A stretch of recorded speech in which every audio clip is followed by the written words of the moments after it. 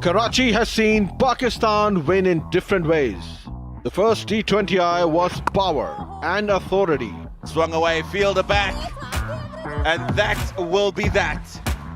Second was control, recovery, and Iman's rise.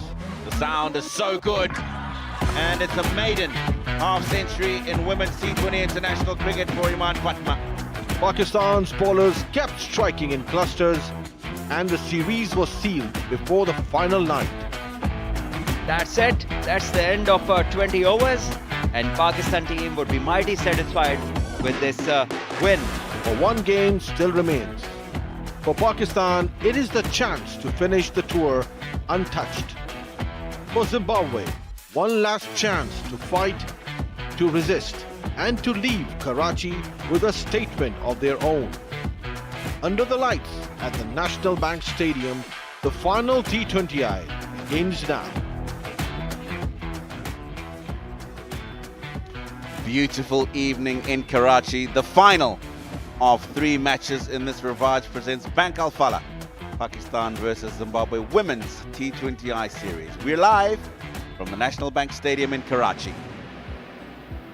Now that's how the series has gone. Dominated by the hosts Pakistan, a 3-0 whitewash in the one-day international series. They've won the T20 international series, and the final match just about to get underway in about 15 minutes time.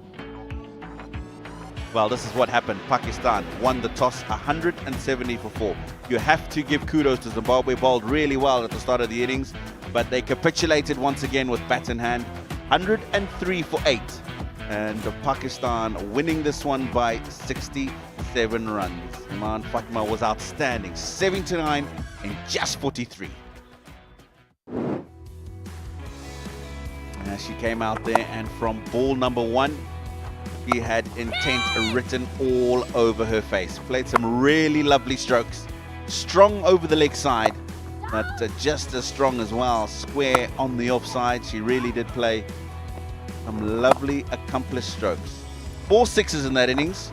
She becomes the 4th Pakistani to achieve that in a T20 international innings. That's the moment that took her to her maiden half-century in this format. And from then on, she continued to pile on the runs. Wonderful performance for her, and how important it is to get yourself accustomed to a level of international cricket as quickly as possible. So there you go. She ended up with 7 sixes in that innings, and the most for Pakistan. She becomes number 4 on that list.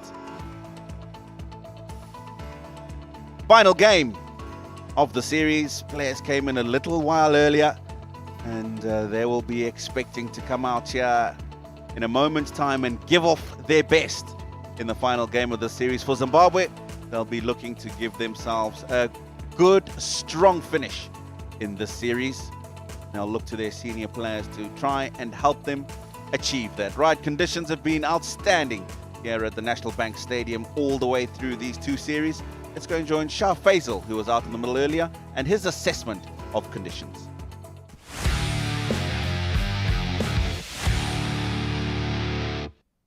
It's a typical Karachi evening. It's beautiful here. The wind is blowing across, the temperatures are down, and just about perfect conditions for a game of cricket. We're back here at pitch number 2. This is the Aussie soil. We've seen throughout the season it has plenty of bounce and carry, probably the best in the square, where the ball comes on and you can play your strokes on it. As a bowler, you also get some bounce and you have some help. If you're a spinner, you also enjoy the bounce. Generally, it's a very good cricket pitch. But if you talk about the areas that the batters can target here, it's much better to hit through the line here. We've seen slow pitches in the series where it allows you to drag it and get away with it. Here, it's better off if you go through the line in the V. And for the bowlers, if you want to be safe, you have to bowl within the stumps. The lines are important because on this pitch, because of the bounce, if the lines are not good, you're going to be paying the price for it.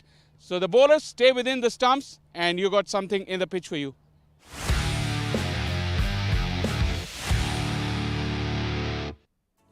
Australian soil pitch expecting some bounce. Crowds come in today. That was just a little while earlier, anticipating an outstanding final match in this series. Right, we've heard about the conditions out in the middle. Let's go and find out what the two captains think about them and what they decide to do. Ali Yunus was out there a little while earlier for the toss.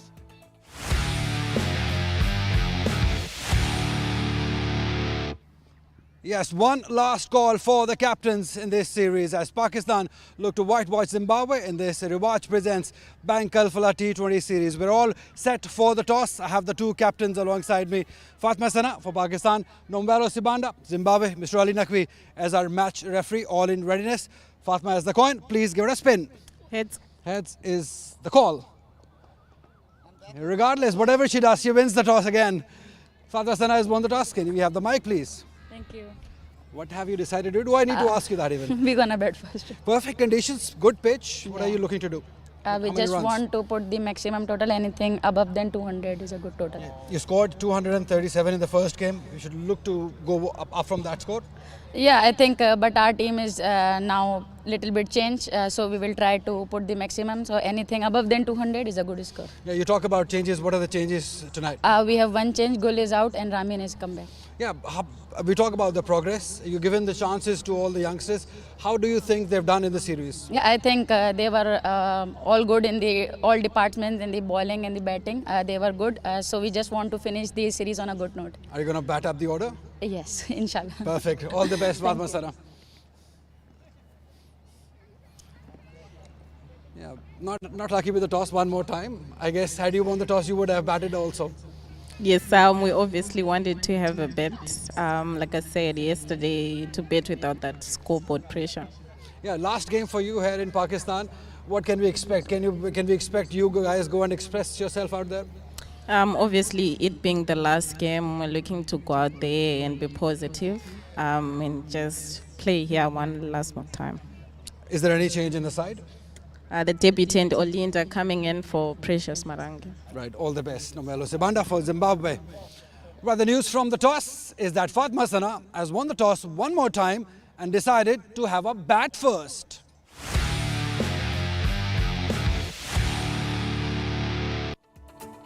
Yeah, news from the centre.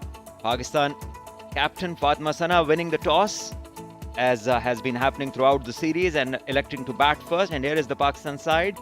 And just one last minute change. Alia Riaz, the all-rounder, comes in for Iman Fatma, who's just got hurt in the nets just before the game.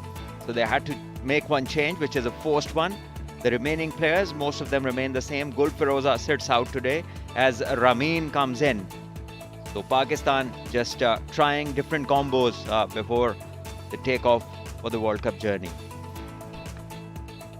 Yeah, Zimbabwe, these are wonderful memories, especially for a lot of these young girls on their first expedition of international women's cricket. And there's just the one change. Olinda Chare comes into the side. She's on T20 international debut. They're looking to get those slow off spinners going. But Zimbabwe will look to Keles Ndlovu Biza at the top of the innings. Didn't get a contribution from them in the previous game. They'll be looking to be led by then. Mavunga was good with the ball yesterday, as was Lindo Kutle Mabero. Right, the series has been pretty good for Gul Firoza all the way through. Let's go and find out what her thoughts are.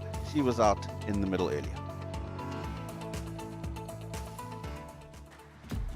सबसे पहले तो खुद पे believe और अपनी training जो हम लोगों ने हार्ड वर्क 2 महीने से किया है अल्हम्दुलिल्लाह इन्हीं चीज़ों पे काम हुआ है कि जितना भी खेलें अपने कमांड से खेलें अपनी मर्ज़ी से खेलें और हमने कोशिश की है कि जो भी खेल रहे हैं उसको अपने कंट्रोल में रखें इस चीज़ पे ज़्यादा काम हुआ है जो हमारा जो बेसिक्स था जो हमारे कंट्रोल में शॉट्स थी जो इसमें वीकनेसेस थी हमने कोशिश की है उसको जितना ओवरकम कर सकें ट्रेनिंग्स में अपने बेसिक्स को कंट्रोल किया अपने बेसिक्स को स्ट्रॉन्ग किया और अपने बैलेंस पे बहुत ज़्यादा वर्कआउट किया जिसकी वजह से हमने जो भी शॉट्स खेले सारी अपनी कमांड में और कंट्रोल के साथ खेली जिससे हमें फ़ायदा हुआ She moves to 100 and a long-awaited century this. पहले तो हम कंडीशंस देखते हैं कैसी है किसके बैट पे अच्छा बॉल आ रहा होता है उस टाइम पे उसी को बैक करते हैं जिस पे नहीं आ रहा होता उसको कोशिश करते हैं दूसरों को खिलाए तो इसी तरीके से कम्युनिकेशन हमारी क्योंकि फर्स्ट टाइम हमारी ओपनिंग पार्टनरशिप हम लोग फर्स्ट टाइम एक दूसरे के साथ खेले हैं तो काफ़ी अच्छा लगा है काफ़ी चीज़ें सीखी अंदर जितना ज़्यादा रहे एक दूसरे से कम्युनिकेट किया काफ़ी अच्छी रही चीज़ें और एक दूसरे को बताते रहे ताकि दोनों में कॉन्फिडेंस रहे, दोनों एक दूसरे को बैक कर रहे थे, जहाँ पर भी फंस रहे थे एक दूसरे को कवर कर रहे थे, तो ये ज़्यादा चीज़ अच्छी थी जो टीम के लिए बेस्ट करने में कामयाब रहे।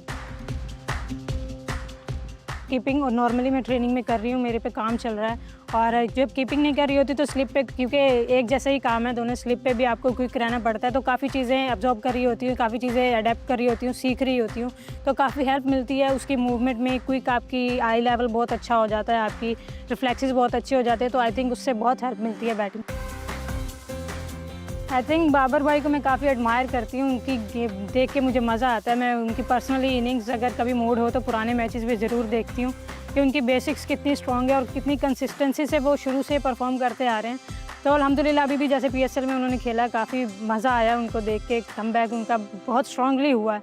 तो हमेशा कोशिश होती है कि उनकी तरह कंसिस्टेंसी ज़रूर हो मेरी गेम में, जो मेरी टीम को हेल्प करे, और उसी पे काम करती हूँ मैं हमेशा से। सबसे पहले तो मेहनत होती है और एक आपको डिसीजन लेना होता है कि आपको कौन सी गेम करनी है उस लिहाज से, और उसके आपको एक डिसीजन के बाद आपको मेहनत करनी होती है। आपकी फैमिली की सपोर्ट बहुत ज़रूरी है, और मेरी सब यंगस्टर्स को यही एडवाइस है कि वो जो भी करना चाहते हैं बस अपनी मेहनत और दिल और नीयत हमेशा साफ़ रखें, और मेहनत उस पर ज़रूर करें, अपनी फ़िटनेस पे, क्योंकि मेहनत के बगैर इंसान कुछ भी नहीं कर सकता, चाहे वो कोई भी शोबा हो। और जो करना चाहते हैं किसी भी गेम में हो वो ज़रूर उसमें आएँ, क्योंकि अब गेम एक तो अब आपकी फिज़िकल फिटनेस के लिए भी बहुत इंपॉर्टेंट है। आप फिट रहते हैं, यंग रहते हैं, तो ये बहुत मेरी एडवाइस है कि वो लोग उसको ज़रूर अचीव करें जो वो हासिल करना चाहते हैं किसी भी स्पोर्ट्स में।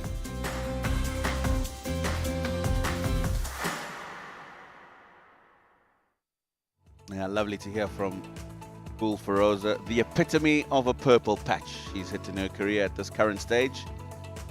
The two on-field umpires for today, Salima Imtiaz and Minali Pereira of Sri Lanka. Third umpire for today, Abdul Muhib. And they'll make their way out to the middle. Final game of the series. Lots to play for both of these sides. A lot of pride for the Zimbabwean one. Yeah, important game.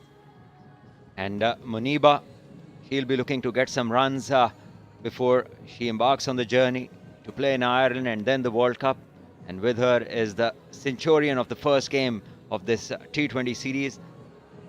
Fastest 100 by a Pakistani female. 47 balls she took. And she'll be looking to repeat some of that at least tonight. As Muniba, who hasn't had a great time with the bat recently, she'll be also looking to get into runs. Important for Pakistan that most of their batters utilize these games, this opportunity to get in the rhythm, to get in the flow before the big task arrives. So it's a left-hand, right-hand combo. And for Zimbabwe, I think it's going to be the captain, Sibanda. Take the new ball as she does every time. If she bowls well, we would expect her to bowl third over as well. Well, we'll expect her to, and we hope she will. Yeah. Because she was outstanding in the first over in the previous match, and then she didn't bowl again until the end of the innings. Only bowled 2 overs in that game, and she went 0 for 15, so that was quite surprising. He's obviously the captain, the one who bowled really well, started things off with a very impressive first over, and Zimbabwe throughout the power play were very efficient, and at least till the first half they were the dominant team, picking up 4 wickets for 60 odd runs. Then Iman Fatma, she had a great game. She came in, scored 79, and took Pakistan to that very fightable 170, and then the bowlers did the rest. Different pitch today, the Aussie soil, so you can expect some better bounce and some better carry, and also for the batters, some pace on the ball they can work with.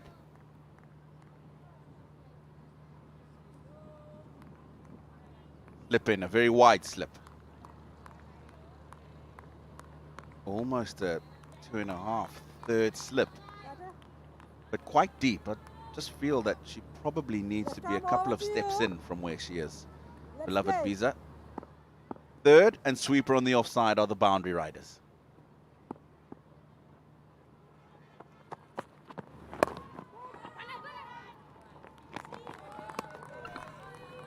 Starts off the dot ball, just played to square leg.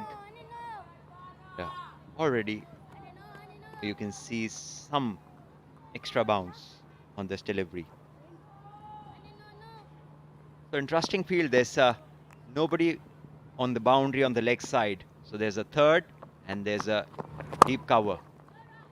Pakistan get off the mark and in good fashion, flicked away, beats mid-on in the ring, gets a boundary. Lovely timing. Yes, it's overpitched. Look at how she's whipped that ball off her legs. Bora could really have done better than that at mid-on.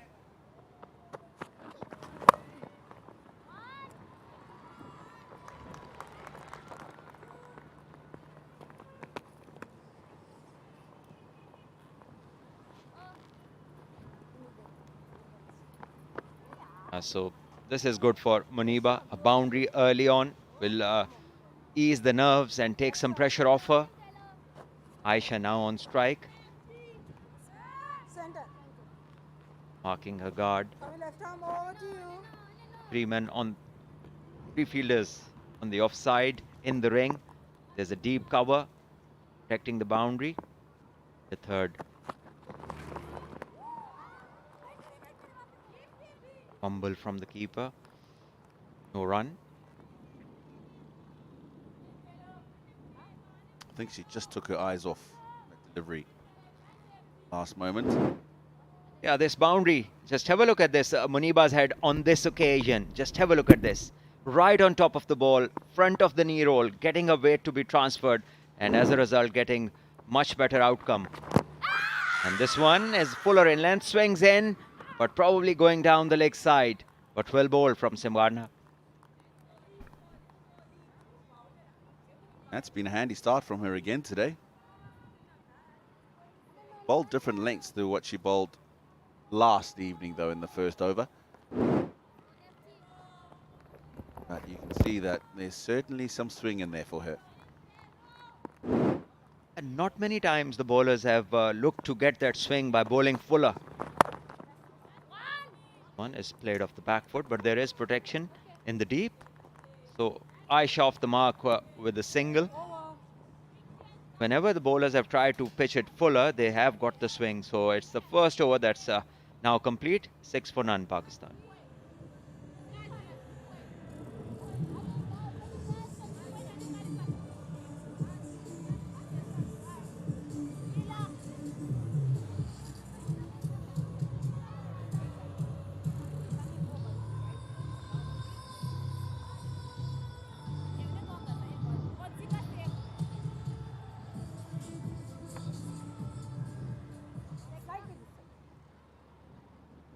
Check. Right arm over.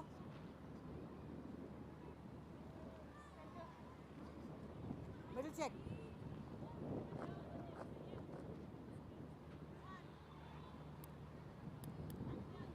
Adele Zimono, 13th match for her. Not much in the wickets column, but she was impressive in the previous game.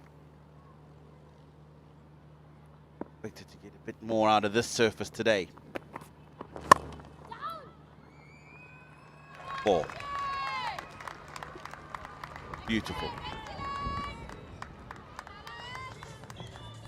Width and fullish in length and dealt with by Aisha, the in-form batter. Full flourish and getting the timing right as well. No chance for any fielder. There was a protection in the deep, but towards point. The ball had enough pace on it to beat everyone to the rope.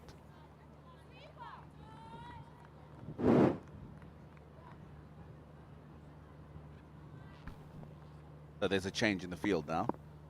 The extra cover goes a lot straighter and the sweeper goes straighter as well.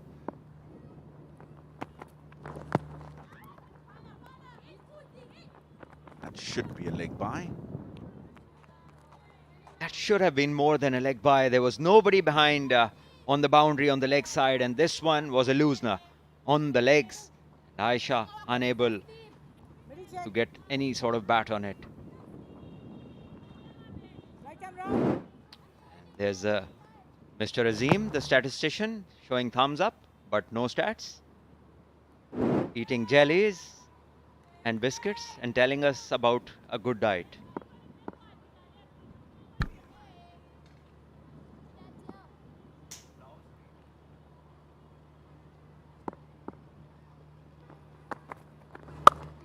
Oh, that sounded good.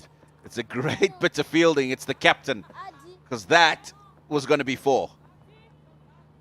It seems as if the Zimbabwe side has planned this offside field for Muniba, because if you have a look, this is not a conventional position.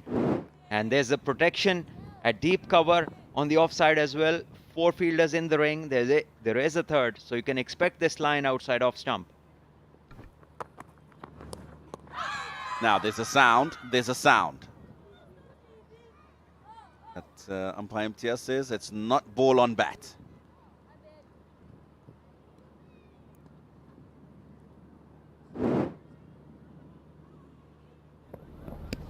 Yeah, maybe just off the pad, the keeper feeling for this one.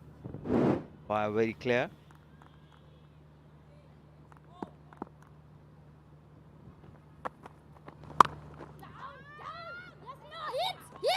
Again, there's a chance, direct hit, and it would have been curtains. Oh, these batters need to be careful and looking for a short single. Zimbabweans doing very good in the field. Yeah, this is quick movement from the captain, very quickly to her left. A good pick up and throw. And this would have been trouble for Aisha Zafar.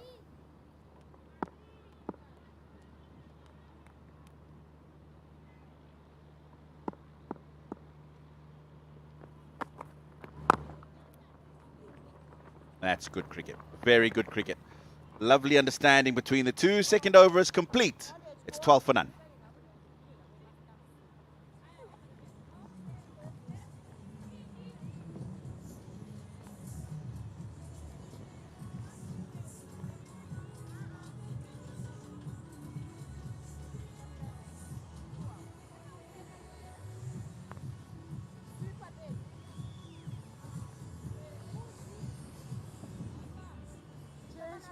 Coming right arm over.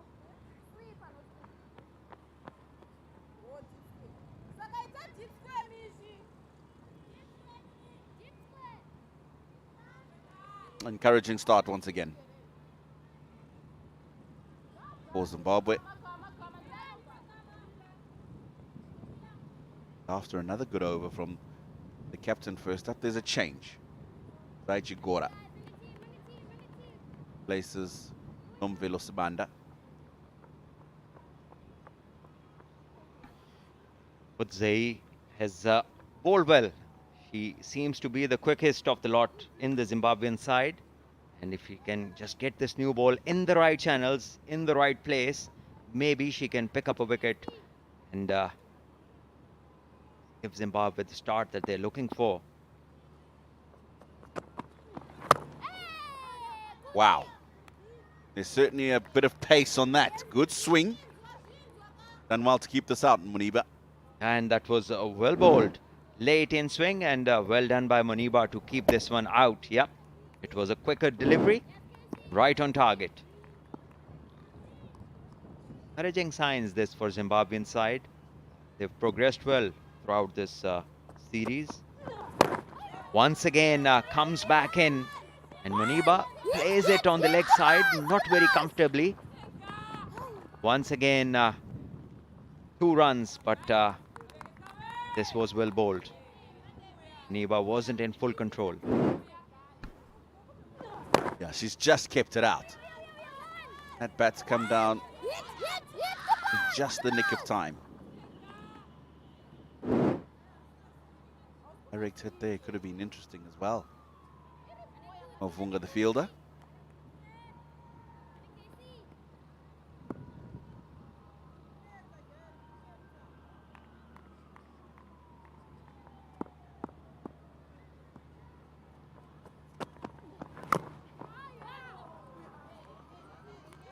Once again, foolish in length, just at ball coming in a bit at the very last moment.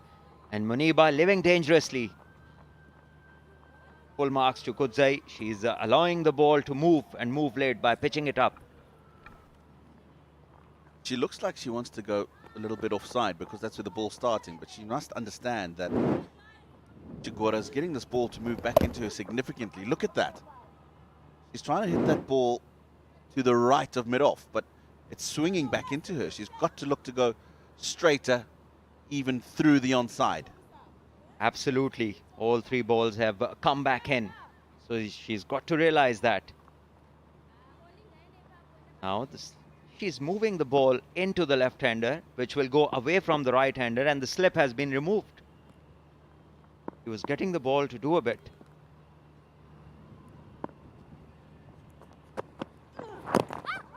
About good length. This is very good from Chigora.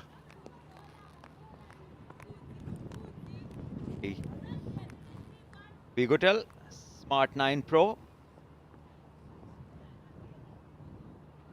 Style partner. The key has been bowling within the stumps, allowing the ball to just swing a bit by bowling it fuller. In the air, shouts of catch it. It wasn't all that short. That's why it wasn't as easy for her to get the pull shot away, but she'll get two.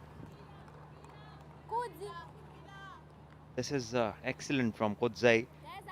This ball was short, and the batter, I think it was quickly onto her before she anticipated, but lucky that it was well enough hit to go over the head of the fielder.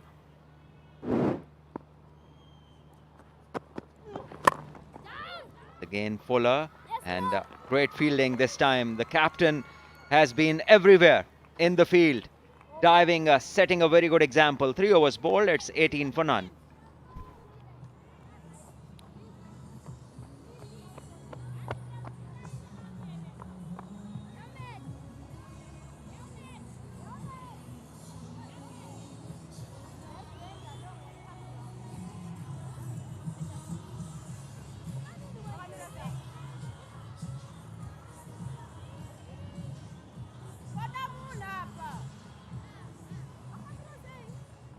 Right arm round. Crowd in for the final day here in Karachi. Just 3 overs in, but already big smiles on the faces. They're enjoying themselves. Michelle Mavunga. Been impressive with the ball throughout the series. 21 years of age. She's immediately going to come around the wicket to Aisha Zafar. This worked for her later on in the innings yesterday when she could have 4 fielders back on the leg side. So she needs to be as accurate as possible because there's nobody behind square. In the air, in the air. She's picked her spot. Very nicely played. Interestingly, this boundary after 2 overs is rightly played where the 2 fielders were in the deep. So, and also played against the angle because the bowler started this over by bowling around the wicket. And look at Aisha. Probably she's carrying that confidence from the 100. Nailing that gap to perfection. Good timing as well. Moves to 13 with this boundary. 13 of 9. Pakistan need a big over to make this power play count.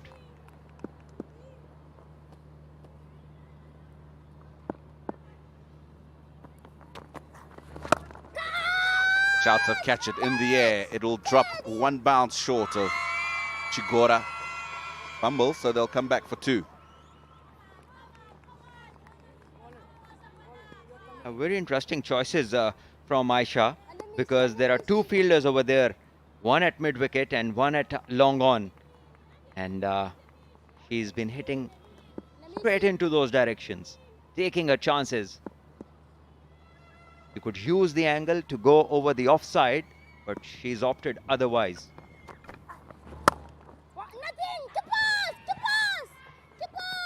Mid-off is back on the circle, so they'll come back.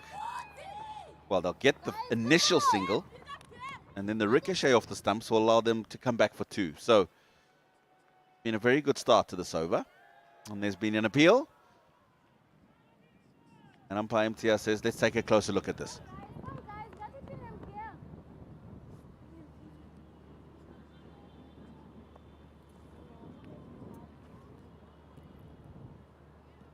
So she struck the ball to the mid-off, who's back on the circle, and taken off straight away. Because mid-off, is back on the circle. Now let's take a look.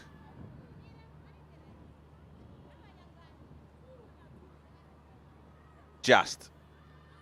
This is some casual running.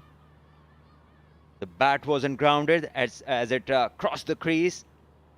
And it's okay that the bowler is in the way, but the batter did not make any extra effort. Very lucky to survive.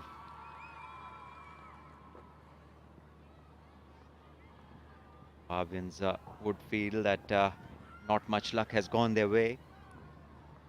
Earlier there was a chance of run out where she wasn't even in the picture. The ball didn't hit directly.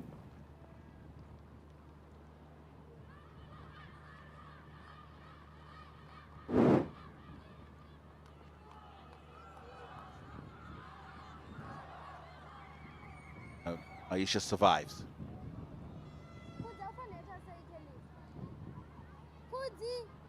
Confirmation from by MTRs.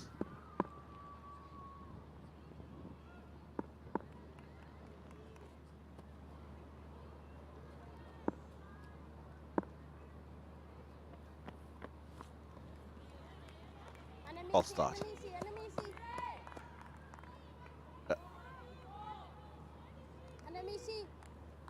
Bank Alfla proudly supporting women's cricket, and through its Pehchan current account, it is helping women build their identity and confidence beyond the game.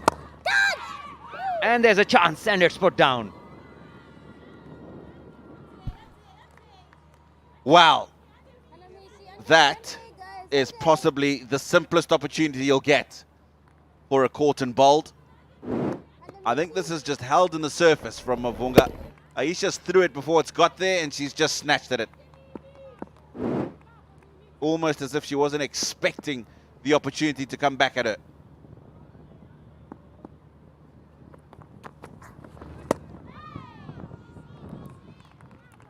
I think last two deliveries, the bowler has just bowled cutters a bit slow, and that's why that ball just stopped on her. And they don't come any easier than this. This should have been grabbed. Fortunately for Mavunga, and very fortunate for Aisha that she is still there.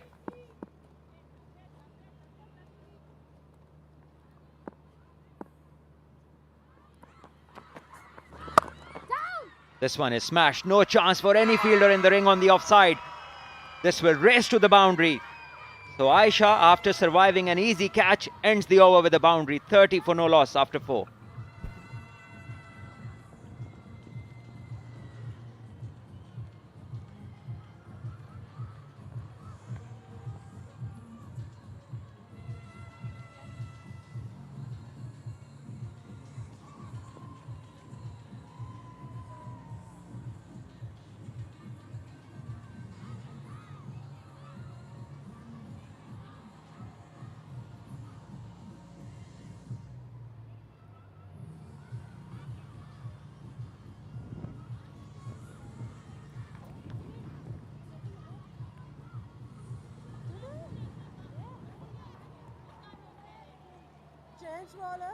Left arm over to you. 34-4. 30 in 4, rather. Zimbabwe could wish that it was 30 for 4. They really can't blame anyone. They've been dropping catches regularly. Another one going down in the previous over.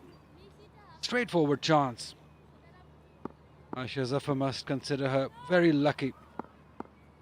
Couple of occasions now in this game.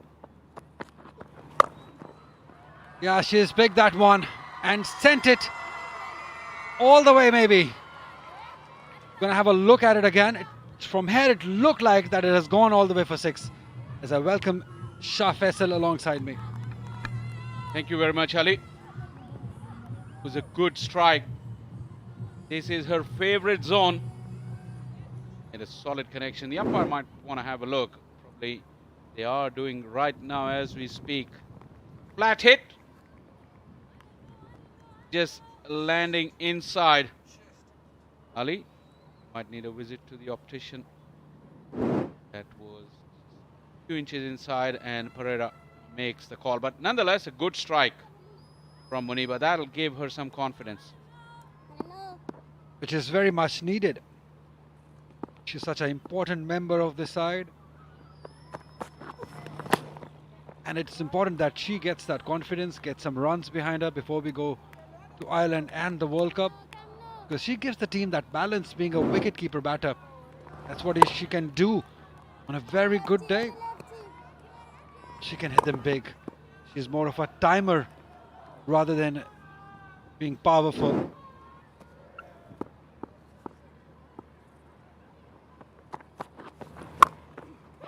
And again, similar result.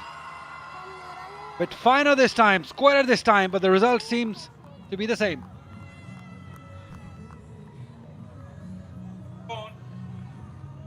Pace on the pitch for her. Pace on the pitch is allowing her to get her swing going. He likes them here. Though you might say that her head is slightly to the side of the ball. The length is such that allows her to get underneath it. On the other side this time, but they've got a sweeper fielder placed for this, and they come back for the second. This is good running between the wickets. This is good coordination between these two, understanding that there was extra run available. Only time in the series where Zimbabwe were able to put Pakistan under pressure was yesterday for the first 12 or 13 overs. The reason being, they fielded really well and they caught well. Once again, they're struggling in the field. Another fumble, allowing Muniba to come back for the second, and like you mentioned earlier, the drop chance as well. Really very, very frustrating for the coaching staff. Yeah, throughout the series. Nicely placed, nicely timed. Oh, they come back for the second. They don't. Except come back on time. I wonder if they've taken all those chances, Shah Faisal. In the one days also, 12 chances they gave to Pakistan batters. Could have had better series than what it is.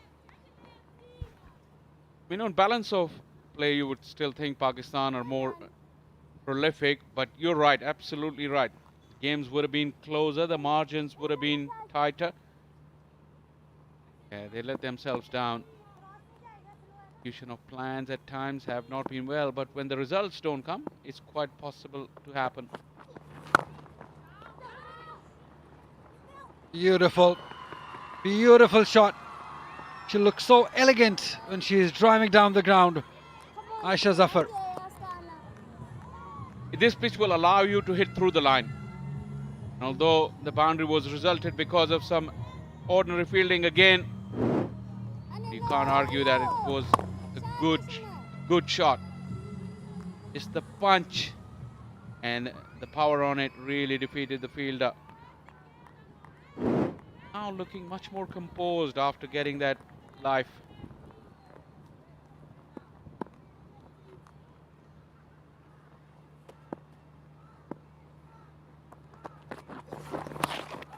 Wide. And extra runs also. One extra run.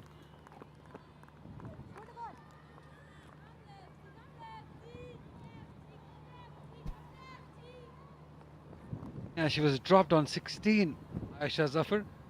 And then that run out also. She was very lazy in that effort too. She was run out yesterday. Half an opportunity, you would say. Yeah, definitely, but she could have been blaming only herself because that was very casual. Don't want any young boys and girls watching. Don't do that. Muniba once again trying to drag it right across to her favorite area from way outside the off stump. Long over from Sibanda has come to an end. 5 done, Pakistan 49 for now.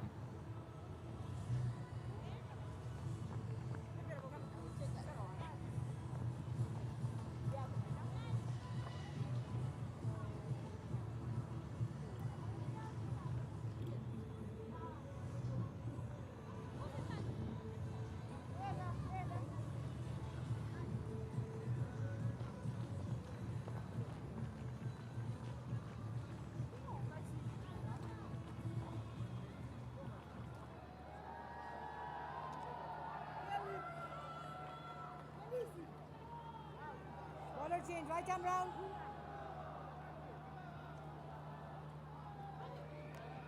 Right, 5 overs done, 49 for none. Got some good crowd in for this last T20I. Pakistan, yes, have already won the series, but got to play for as far as Zimbabwe women are concerned. These are for the first time tonight. Good run, very good running. Understanding that there is one available and running straight away as they bring up 50 in a very smart manner. Talk about smart. So we go tell smartphones, your style partner.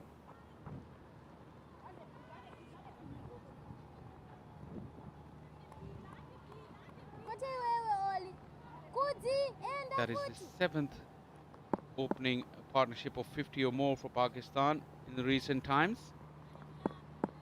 Last 20 innings, 21 innings to be precise. Yeah, and that's been a major concern for Pakistan, that opening partnership.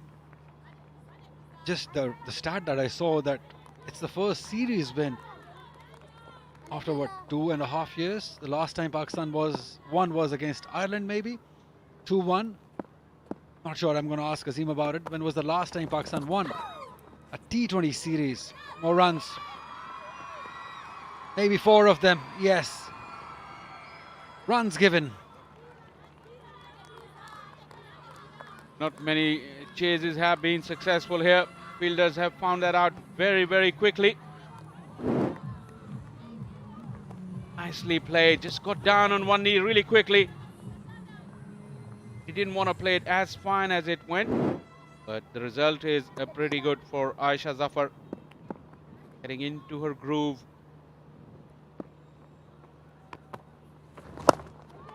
Yeah, so I've just been told that the last time Pakistan women's side won a T20 series was back in 2023, and that too against New Zealand in New Zealand. That must be some great achievement, beating New Zealand in New Zealand. That was the series when Fatma Sana really played the starring role with both bat and ball. And that series victory actually come on the back of a series victory here against South Africa at home. So we had 5 consecutive series defeats. Chance over the head. Flat batted. Wasn't quite conventionally straight bat on offer on that occasion from Aisha. But she gets another boundary and Pakistan keeps rollicking along. Power play done, 58 for none.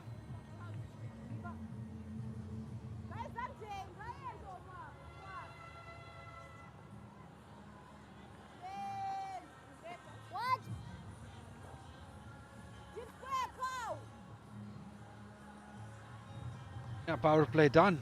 6 overs gone. Like we've seen in this series, power play belonging to Pakistan. Some glorious hits we've witnessed. Excellent timing, some power also being shown by these two openers. And some luck, definitely. You can't blame that to the batter, but still some gorgeous hits through covers. Muniba looking to find that touch that we used to. Some hits down the leg side.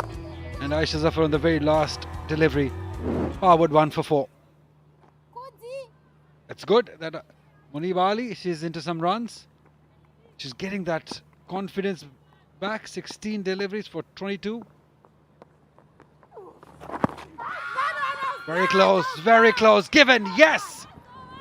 So just as we were talking about Muniba's confidence, she's lost a wicket. Ball that she probably should have played on the front foot. And she misjudged the length. Went back to a delivery that wasn't quite short. But the other thing, we might see once again that problem of her head being to the side of the ball, not over her shoulder, and not lining up the delivery, hence why cramping her hands. And that is the result. 22 for her today. Pakistan now 58 for 1.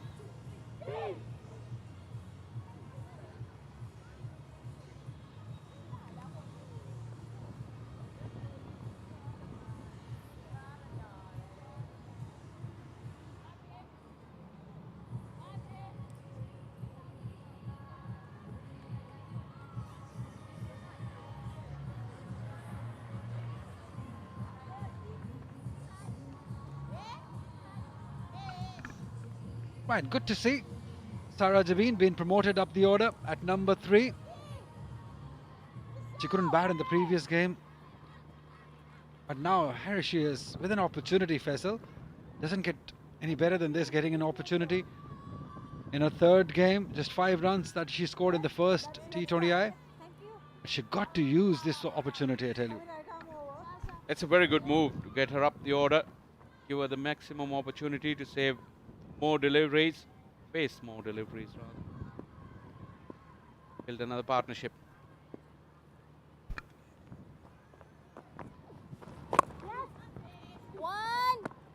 Plus she'll have a little bit more cushion and more time to her. As you said, she'll have more deliveries to face and not much extra pressure on her. Because when a youngster play at number 6 or 7, let's have a look at this delivery that she should have been on front foot. But yeah, not to be. Talk about the opportunity has been given to Sarah Javeen.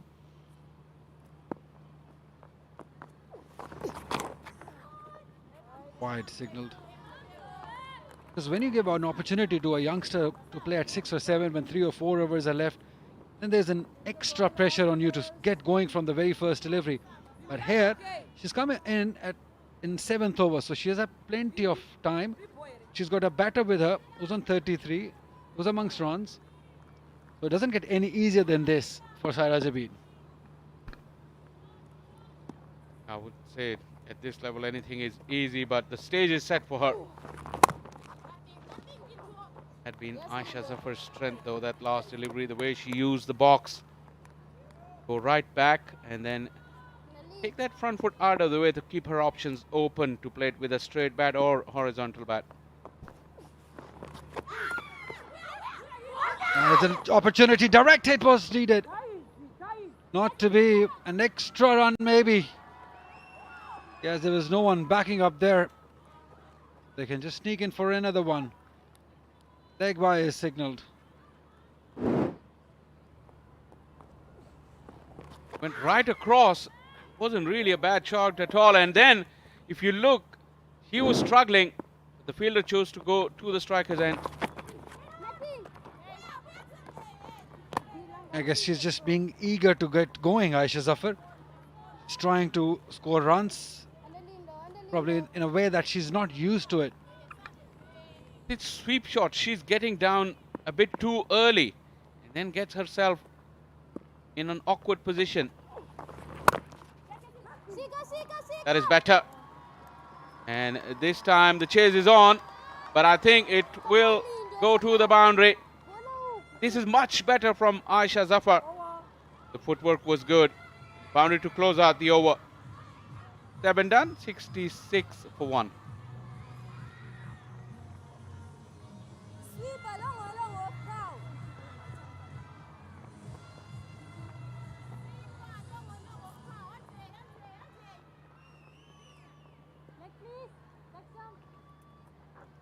Leg check.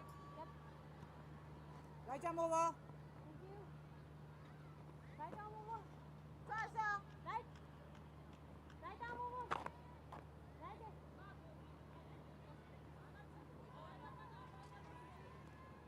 Square leg. Muniba the only batter out. It was LBW in the previous over. Linda Kudle scored 22. 37 for Aisha.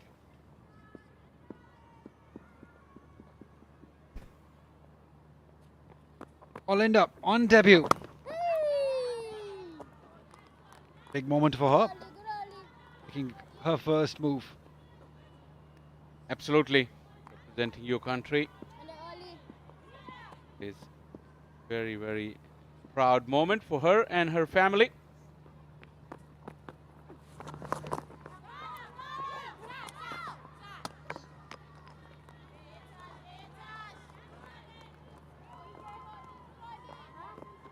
A youngster against a youngster.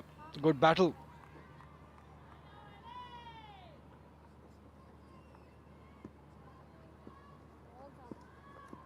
Very young. Linda saw her in the ODI game and she's bowling well. She started off brilliantly. The pace that she's bowling at, very impressive.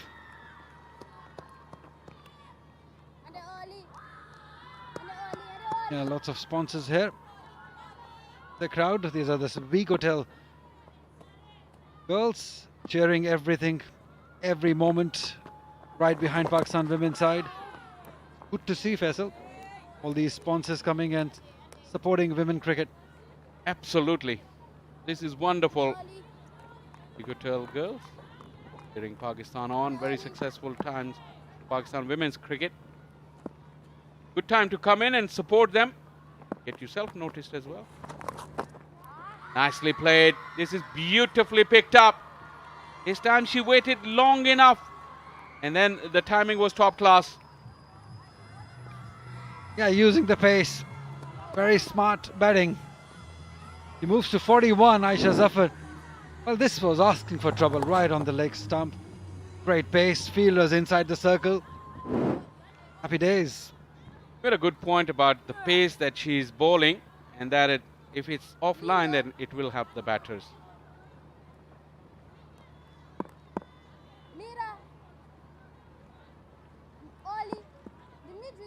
71 for 1. Aisha Zafar all set to get another one, another big one. She's already had 100 in this game, the fastest one for Pakistan. This one is just over the head of the fielder. She's been very lucky throughout the series. Aisha Zafar will get another boundary. She moves to 45 now. 8 gone, 75 for 1.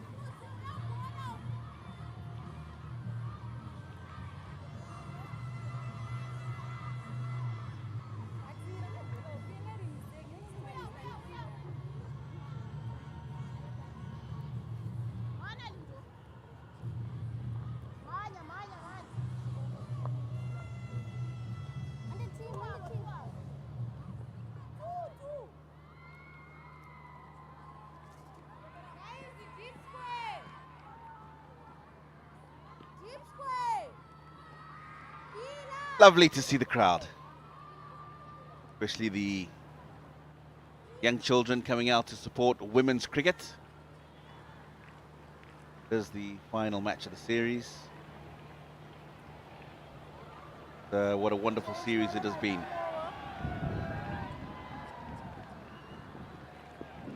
Weather's very pleasant tonight as well, actually. I'll say a very good evening to Kainat.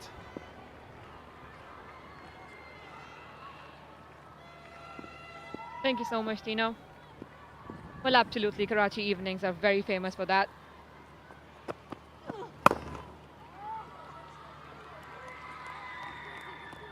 There's that pace again from Chigora.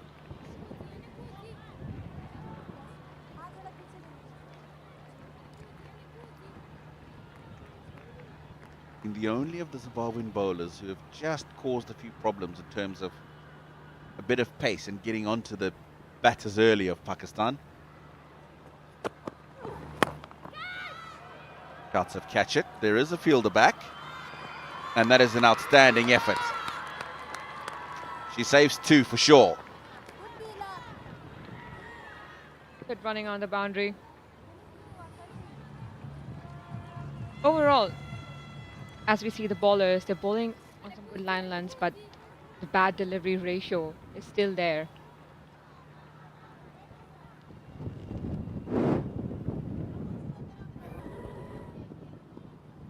by her.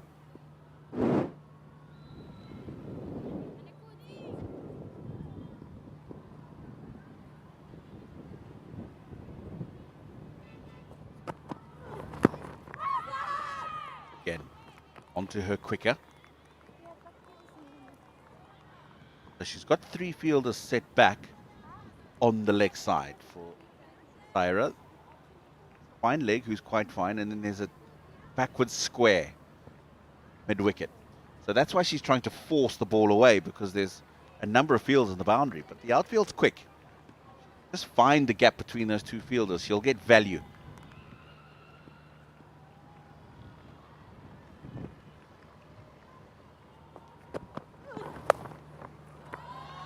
That's what I'm talking about. Just find the gap. You'll get the results. Well, it seems like she's all ready to play the leg side shots, ready for the short pitch deliveries already. Saira fired a couple of similar kind of shots earlier, and this time succeeded to get a boundary right in the gap, using the pace of the bowler.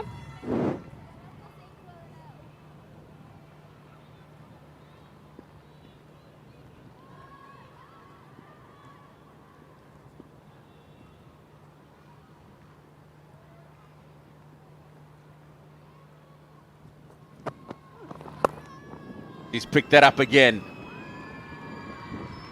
Now she's got to get her lines right here, Kudzai Chigora. Otherwise, Saira's going to continue to keep feasting leg side. The line and length both needs to be corrected. A little short, she gets punished. Once again, a little short towards the leg side. Easy for her to extend her arms.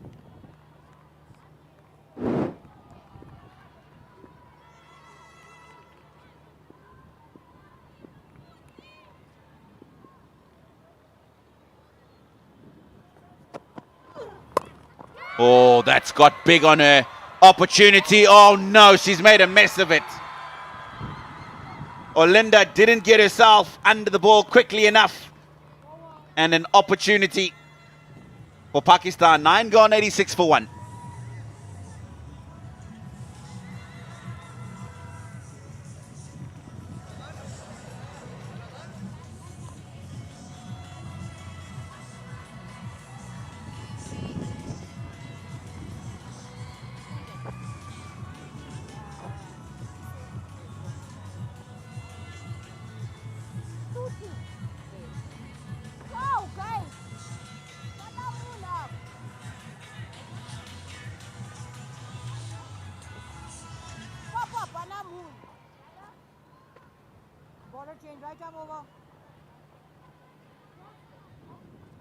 I believe that was the plan by Chigora.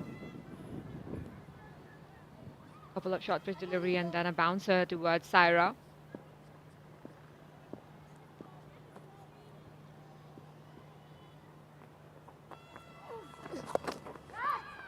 Oh, that's wide of 45. Very quick and flat, and just helped on its way. Once again, leg side, making a little room, Saira, this time. Saw her struggling a little bit, but all those short pitch and leg side delivery are making sure that she gets set on the field now.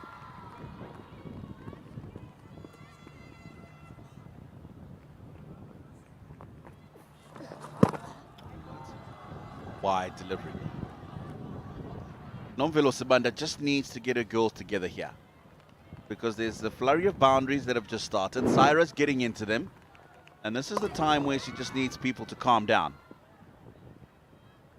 Well, that was one opportunity missed by Zimbabwe. Easy catching opportunity. Yet another bound. It might be, but it's not. Similar area, a little change in the field for Saira this time. He continues to look to exploit that square and backward square boundary to Mabero. Big appeal and out. That hit her almost, if not on the full. Aisha Zafar looking to go leg side Deceived in the air by Mabero. She has to go. Well, I would say I think the head was not in no place for Aisha Zafar when she was playing that shot. Completely missed it. Right in the middle.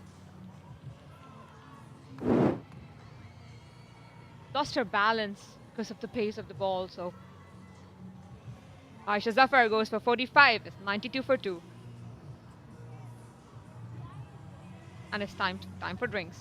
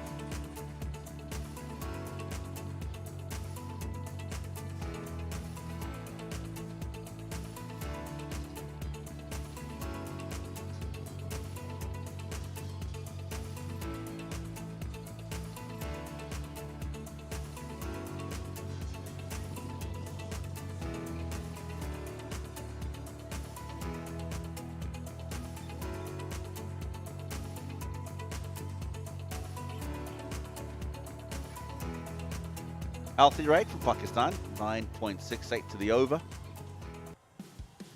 They have just lost a wicket. Once again, 2 straight for Aisha, completely losing her balance. Right on the pad. Pointed. Almost missed her half century there. Next to bat is Natalia Pervez. Sent up the order this time.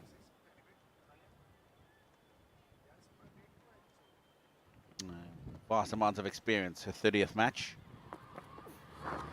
Nothing. She replaces Aisha Zafar. She joins Saira, who's been in good nick. Really positive strokes in the last couple of overs. She's picked her leg side gaps well.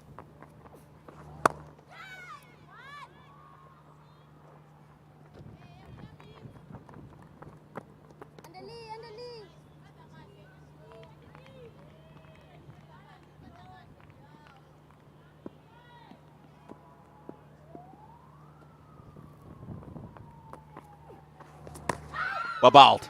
That goes straight on with the arm, past the outside edge. Halfway mark, 10 gone. It's 93 for 2.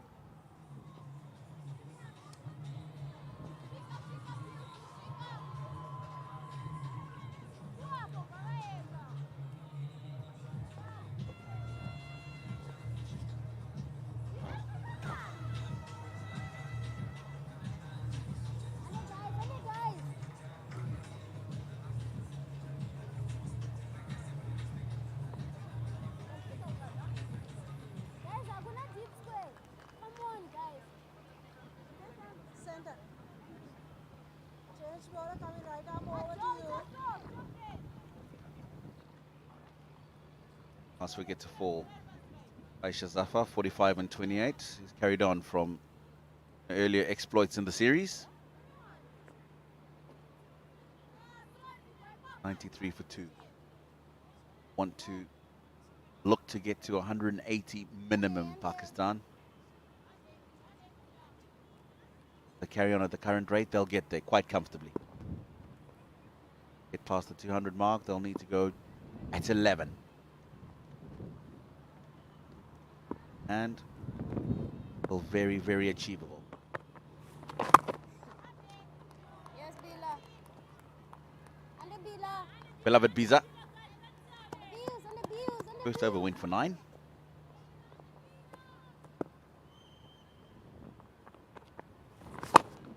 In the air. Now, is this an opportunity?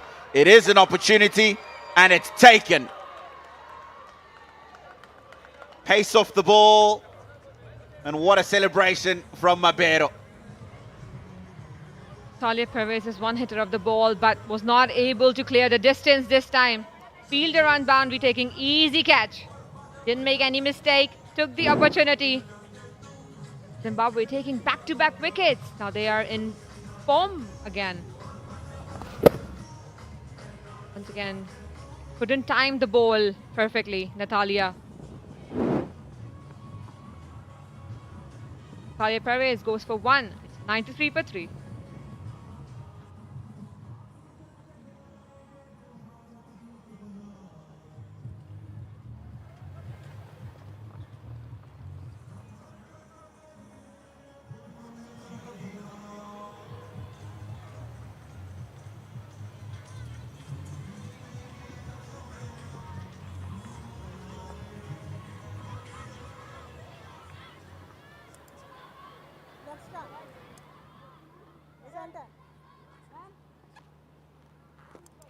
Natalia Perez walks out. Idam Javed walks in.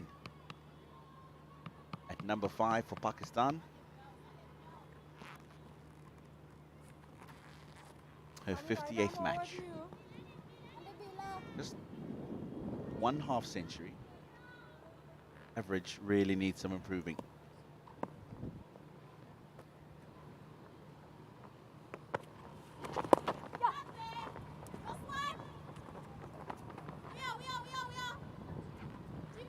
Try on the mark. Single on the very first ball. Well, overall, Iram is quite confident as a player. Scored many in domestic. As we see, she was not able to time it very well. Didn't get the middle of the bat. Easy catch on the boundary. Overall, the catching has improved by Zimbabwe.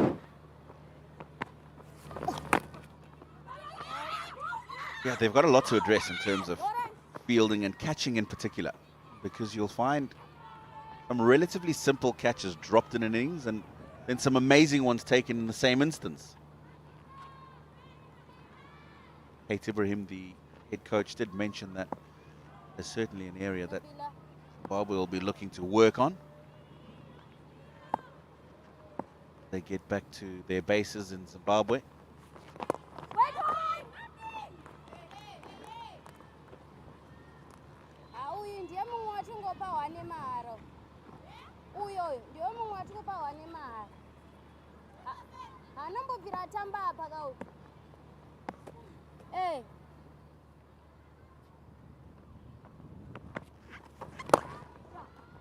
Good use of the feet. Rotate the strike.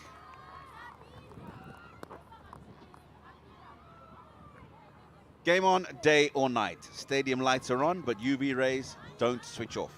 Your skin doesn't get a break, so keep it protected with Pakistan's most trusted Rivaj SPF 60 sunblock.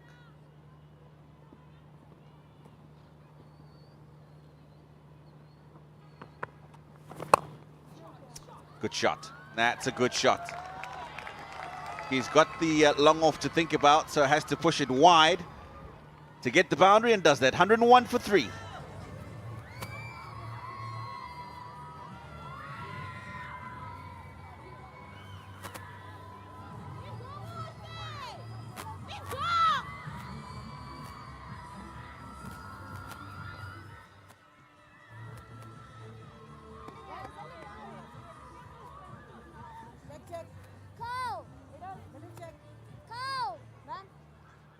Well, that's quite usual for Zimbabwe to use many bowlers very early in the innings. 11 overs gone. And the fact that they use a lot of bowlers in the power play, well, that was a different approach by them. Just 2 wickets. 3 wickets gone so far.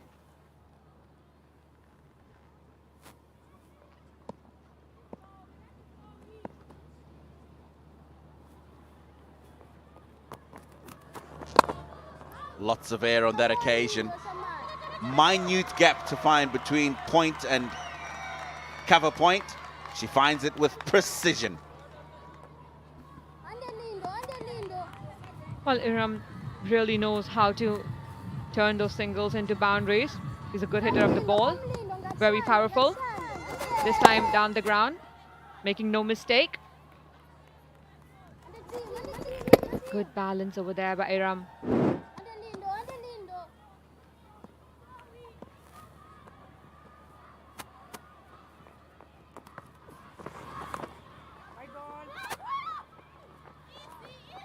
So there's one thing that a batter does as wide as signal.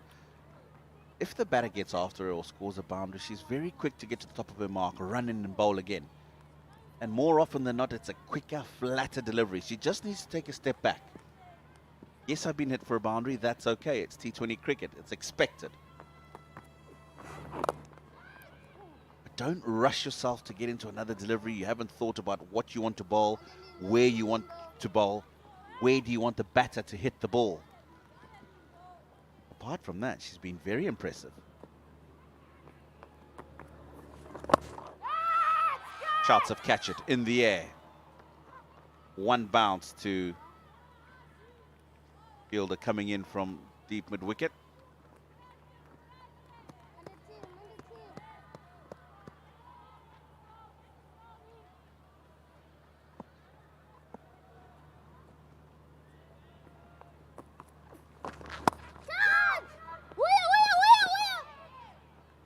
Shots to catch it. Doesn't carry to the backward point fielder. Fatmasana. He'll be eager to get the pads on and get out into the middle as quickly as possible and have a fair hit. She mentioned at the toss that she would be coming out early today. Hasn't quite happened.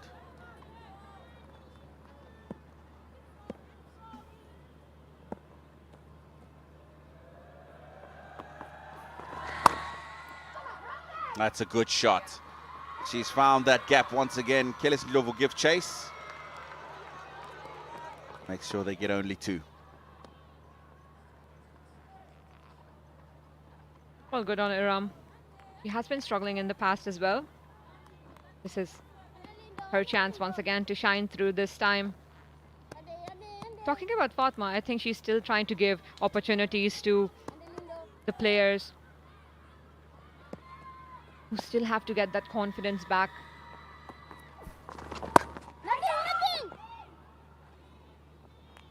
That's a good over from Bera. 110 for 3.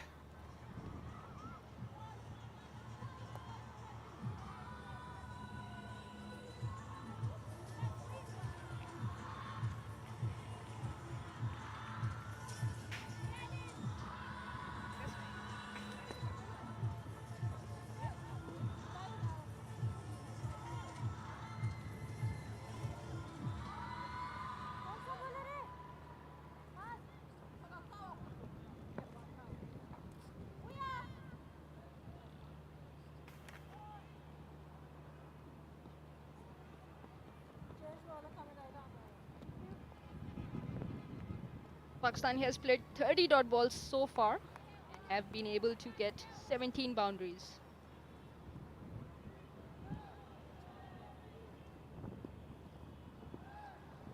It's a good start for them, and especially the way Saira Jabin is attacking on the ball. It's so good to see her intentions and all her technical aspects.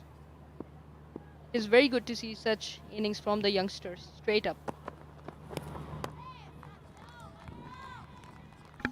Yeah, you called it right. Opportunity being given to her at the right number, and she's grabbing it. 23 at the moment, 17 deliveries. Few very important few days for Pakistan women cricket. World Cup squad to be announced anytime soon.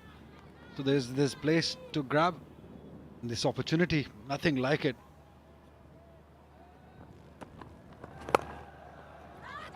Once again, it's a very good looking stroke from her side. Even though there was a misfield and they wanted to go for a couple, but well refused by Saira because it would have been difficult for any of them because there were opportunities on both ends. And you don't want to be run out on this game. This is the last game of the series. You got to make use of it. Every delivery is important as far as their careers are concerned. Nicely driven. She looks very confident today. Unlike yesterday, where she was in a little bit of hurry. She lost her wicket, Iram Javed. Absolutely. Iram has not been consistent enough in the playing squad. He has come and gone, and that's what put player a lot of under pressure. She needs to play big innings because just before the World Cup, she would want to settle in if she gets her name into the squad. And this is the series that is the biggest opportunities for every youngster because they have been given full opportunity. They have been sent in right numbers, the bowlers, the batters. And this is their chance to avail it. And nothing better can come out of it because we have seen players making their debut against South Africa, England. And here they are playing in a home conditions just before the World Cup. So what a great opportunity for them. Absolutely. And you got to give the credit to the management also, as you said, for giving them the opportunity at the numbers they want to play. So that they cannot say that we didn't play at our right number. It's going down. Here's, for instance, Iram. She's a middle order batter playing at number 5. Saira Jabin came at number 3. Had enough overs to play to get settled in and then impress the selectors or the management. They got to grab this opportunity. Surely it was going down the leg. But a good tight lines this is from Adele. Given no boundary in this over, but this time it was full pitch from her and Saira went after it too well. A complete extension of arm over the head of the fielder. Wonderful connection with the ball. That was a fabulous hit. Probably the best that we have seen in this series by the youngster Saira Jabin. We'll talk more about it. 13 done, 118 for 3.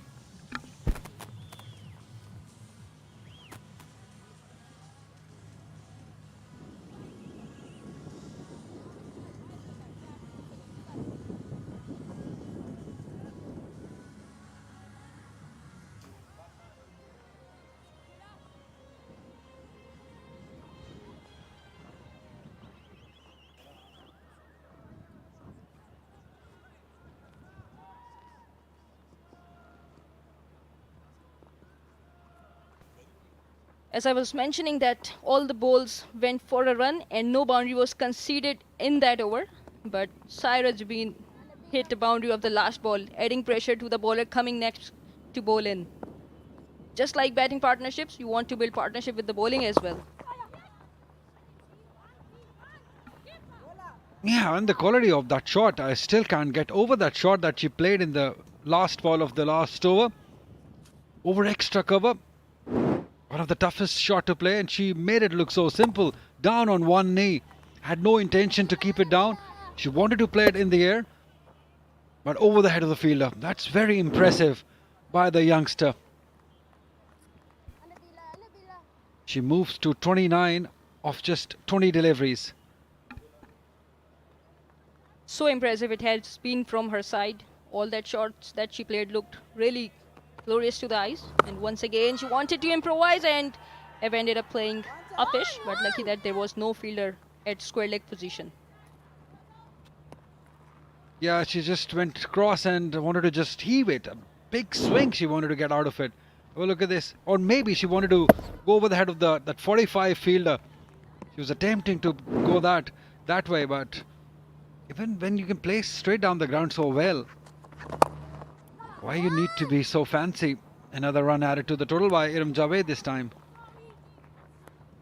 These bowlers are not offering any pace on the ball, so this is why they're trying to improvise a little bit whenever the ball is in a good area. This is where they're struggling, trying to hit it. Whenever it's a bad ball, they have been able to get the boundary out of it. But a good ball with less pace has been an issue for these girls. That's why they have been trying those different shots, trying to play sweeps and go for boundaries rather than rotating the strike and look for placements within the gap where they can get 2 runs. So far, it's a wonderful over from Bisa. Hasn't conceded a boundary yet. Yeah, it's been a good evening as far as fielding is concerned. I guess only one catch dropped. Yeah, I never thought I'll be saying this, that a one catch drop or a one run out miss will be a good fielding evening. But that's been the story for New Zealand, for Zimbabwe in this series. Dropping catches on regular intervals.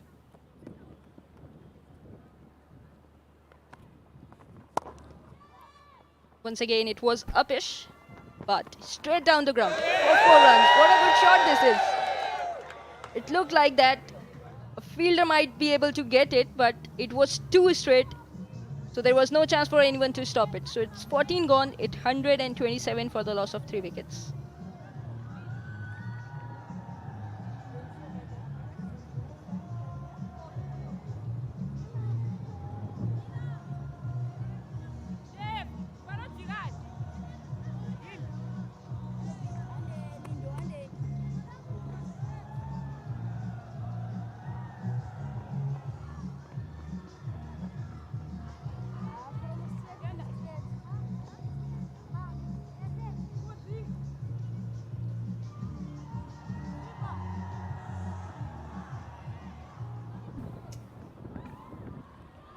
Yeah, you'll find them everywhere. Babar Azam fans. The champion of Pakistan Super League for Peshawar Zalmi, Babar Azam. Such a fan favourite. And why not? He's been such a wonderful servant of the game in scoring runs all over the world. And the way he has scored runs, just very impressive.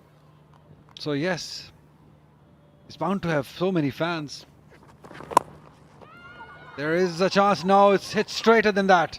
And for 4. Great placement in the end by Iram Javed.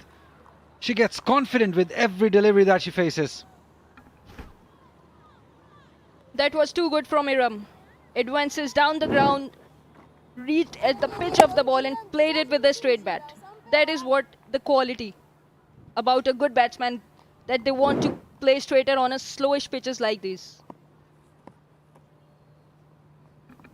38 run the partnership. Make it 40, at least 2 on the cards. Yes, they come back for the second quite easily. This is a very impressive comeback inning, I would say, from Iram Javed. Because it's never easy making a comeback when you've just played lots of cricket. Then you get dropped. Then you impress selectors, then make a comeback, and then you play an inning like this. It's never easy. There are so many eyes on you. That what are you going to do? How are you going to do? Add another, extra 20% of extra pressure even. Of course, at times you do carry that pressure because you don't have runs at the back. What a good shot! Amazing stuff this is from Iram. Too much width on that ball, but she reached to the pitch of the ball too quickly and nailed it with that beautiful shot she just struck. Fantastic hit. Brilliant. This is the first 6 of the inning. And what a way to get it outside the off stump. Yeah, picked up. Great swing of the bat, all the power behind it. Extra cover is where she likes it. I've seen her play those extra cover 6s a lot of time in domestic cricket. She does it with some ease. Probably now she can go for that thrill part where she's allowed to go and hit big, because she's in a comfort zone now, I would say. She's moved to 26. Probably that pressure is now gone. She's hit a 6. She's hit a quality 4 in this over. We might see more fireworks from her.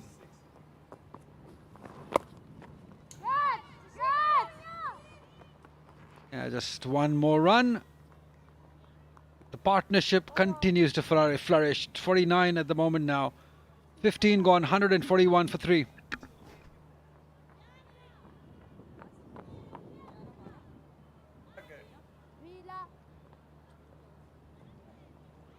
twist.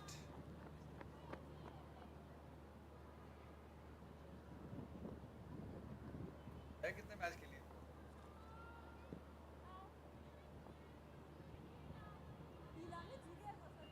March. Guys, Ande.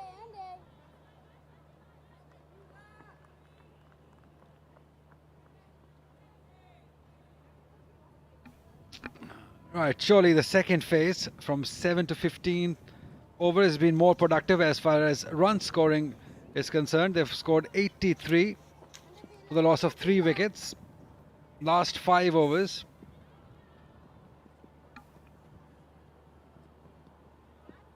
Saira on 36, Iram on 26. The impact may be outside the off stump. She'll get a couple of runs, if not more. Comes back for the second.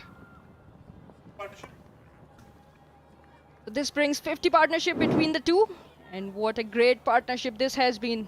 Both have been really destructive, and lucky that she got a bat on that occasion.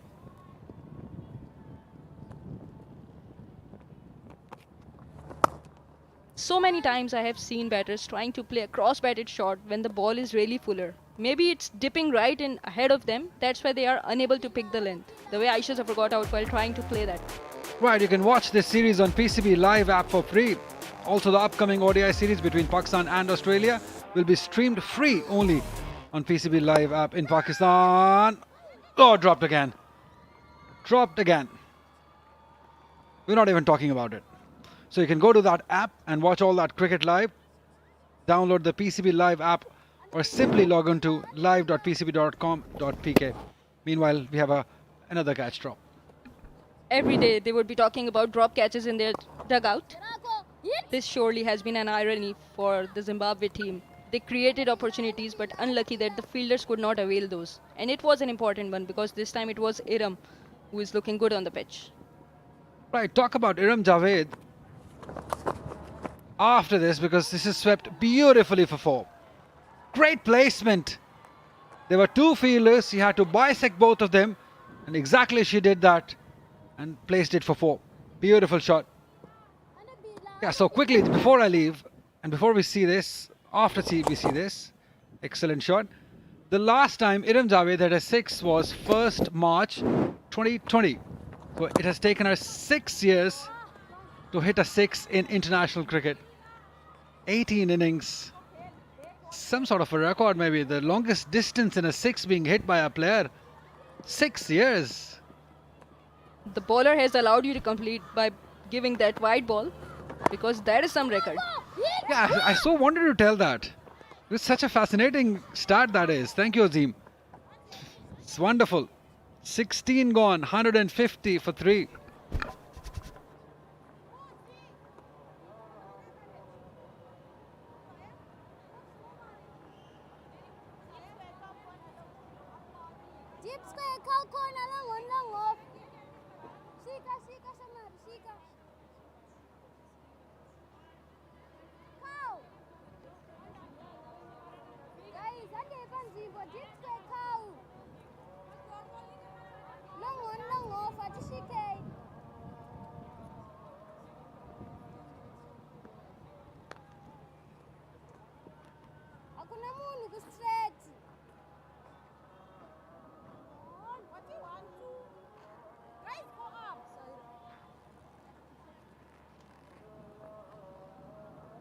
Yeah, good numbers of crowd in today. Pakistan doing well. 16 overs, 150 for 3. As this partnership now is yielded 57 runs of 34 balls. Iram Javed coming back in the team. She's having a decent outing, 27 of 18. And Saira, the new girl, 25 of 16, playing a second game.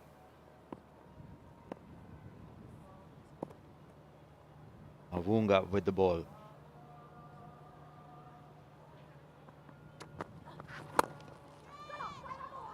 Hits it straight down the ground. Not ideal timing, but will fetch her a couple. She chose the right area because the angle around the wicket Don't want to be swinging across the line towards that mid-wicket unless it's really full. Zimbabwe again have let themselves down in the field. The bowlers are trying their best to keep Pakistan under 200 here. Once again, struck down the ground. It's a chance, and this time accepted. And after quite a few drops, finally one is taken. As Iram Javed looking to go big over long off, just falls short. And she has to leave at a score of 29 as Pakistan lose their fourth. At around the wicket angle, trying to cramp her for space. You'd say it was right in the slot. Just the bat twisting in her hand. Not enough power to clear the fence. And a celebration in style from Kodzai Chigora. Iram gone for 29. Pakistan 152 for 4.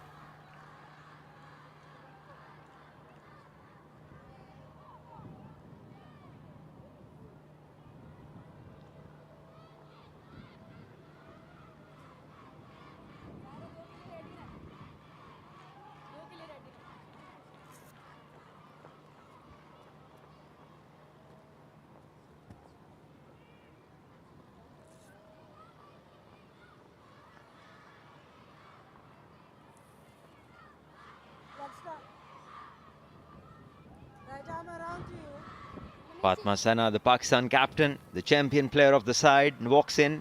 584 runs, 55 games, averaging 30. And a strike rate very impressive, 131. And straight away hits it over the offside. No protection over there. One bounce and it goes to the boundary. She's just walked in as if she's 50 not out. Absolutely buzzing with confidence. Throughout the series, we've seen her really be confident and happy with an offer. Flashing blade. Look at the bat speed through the ball. And it almost carried all the way for the 6. Just the one bounce. Good start for the Pakistani captain.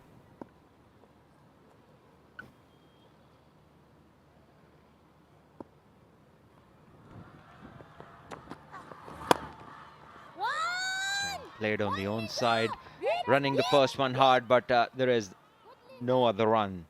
Fielder was quick enough to restrict these batters to just one. Saira, very impressive, 43 of 29. She's a new girl, very new at this level. And she can bowl as well, right arm, medium fast. And today, given the opportunity to bat one down, she's made good use of it. And this is up in the air. Fielder trying to get under it, but the ball bounces just before her and enables the batters to get back for 2. The bottom of the bat, no timing there. They're quite long boundaries, so the fielders coming in from the boundary had to cover a lot of ground. Bottom of the bat went high, but not very far, and luckily.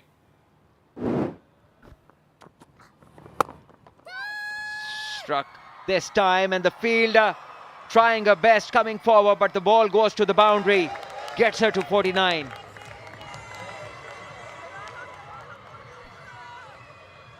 Another flat batted strike and a big one for Pakistan this over after 17. 163, have a look at that. In the arc, went flat, and Chigora, who took a catch earlier, could not grab onto the opportunity. A tough one, but chance nonetheless. 163 for 4 after 17.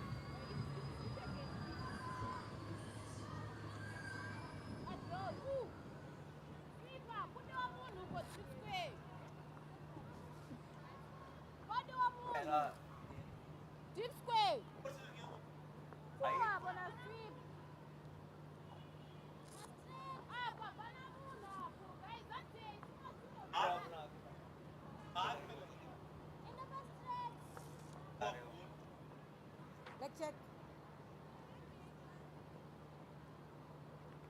Right arm over.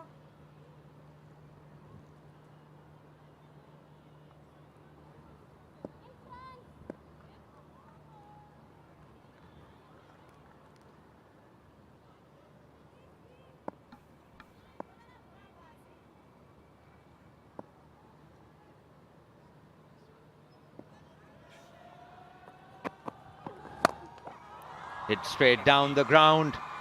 Both the fielders up in the ring at mid-on and mid-off. And Fatma Sana hits it over both of them. Another boundary. I don't want to jinx her, but she's at a completely different pedestal when it comes to a power striking. Look at that. Short delivery, but she flat bats it where the fielder wasn't there. That is good calculated power hitting.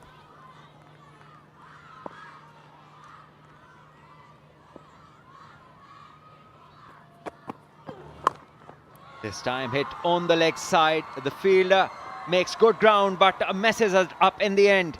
Another boundary to Pakistan. Fatma Sana on a roll. Again, powerfully struck, and that is the reason fielder was forced to make a mistake. His eyes lit up at that length. There's a whip, and this National Bank Stadium outfield is very fast, and it's quite hard. The bounce really done for her. Expect better though. Wide this time. The fielder probably overran on the previous delivery. He went ahead and then tried to stop the ball, and in the process losing it. So expensive start to the over. Khudzaif, 2 boundaries and a wide. 9 of 2 balls. Fatma Sana, 13 of 4. On strike, she'll look to maximize every ball she faces. This time hit over point and another boundary. It's raining boundaries from Fatma Sana's bat. Short bowling and she's being punished. Zai really at the moment doesn't feel like he doesn't know where to bowl to Fatma Sana. He put the mid on back after that first boundary. Then she doesn't want to bowl too straight because mid-wicket is open for Fatma and too much width. Flashing blade again. All she's done is bowled short, and at this pace to a batter of stature of Captain Fatma, and this is not the ideal line and length. Once again hit towards mid-wicket, and there is nobody there. Another 4. It's exactly why she was avoiding to bowl straight, because Fatma can target that mid-wicket. You'd have to say it was another sloppy effort in the field. Bowlers really need support from the fielders against someone like Fatma Sana. Probably a bit harsh on her on that occasion. Goes away from her. Mid-off is up in the ring now. The invitation is there for her to go down the ground.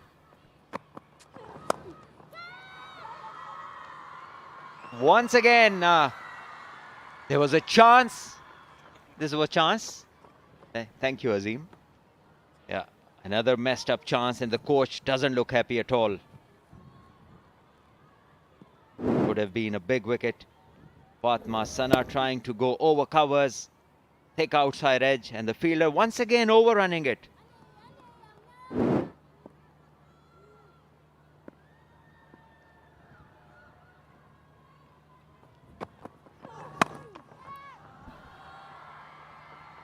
This time not timed really well. Doesn't go far. Falls in the circle, just the one to end the 18th over. Pakistan 183 for 4.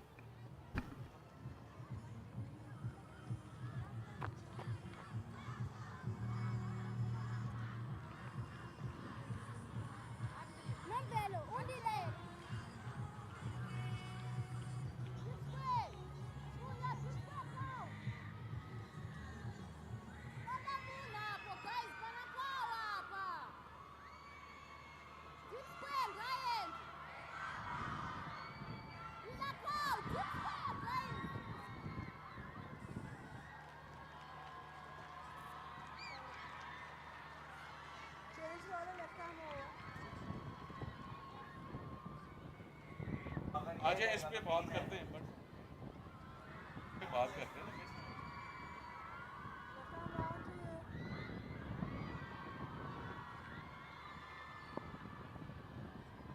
Fans cheering for Fatma Sana, undoubtedly Pakistan's superstar women cricketer.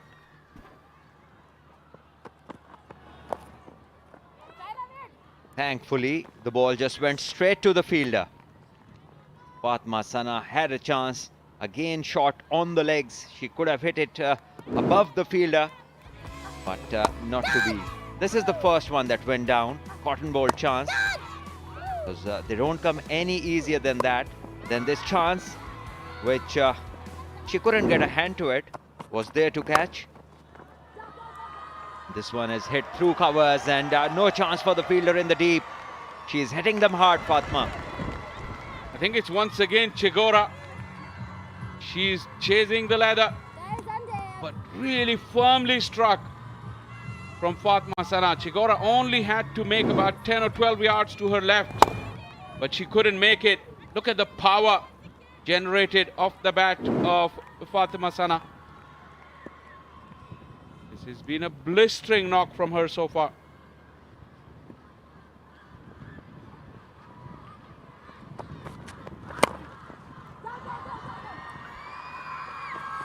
Down the ground, another boundary.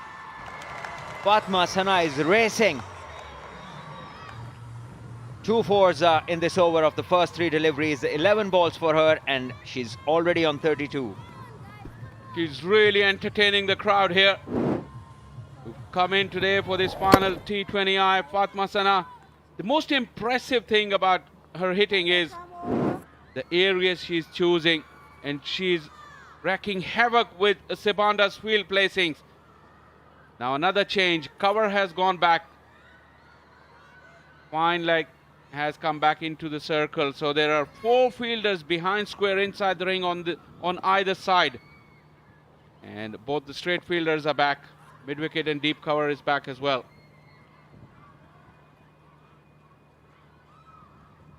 Fatma is surveying the field behind square on the onside. She's seen that.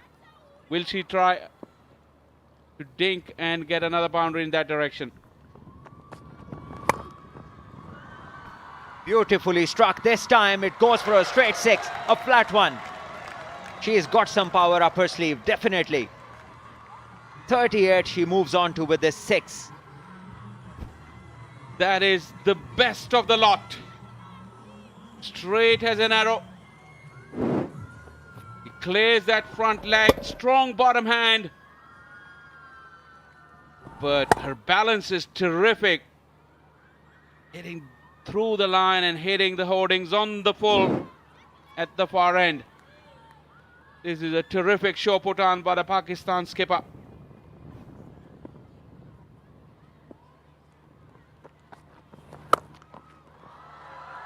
Big one. Once again clears the rope with ease. Another 6. Wow. 200 up. This is absolutely outstanding from Fatma Sana. This was a length delivery right into the wheelhouse. And she's on the verge of something really big.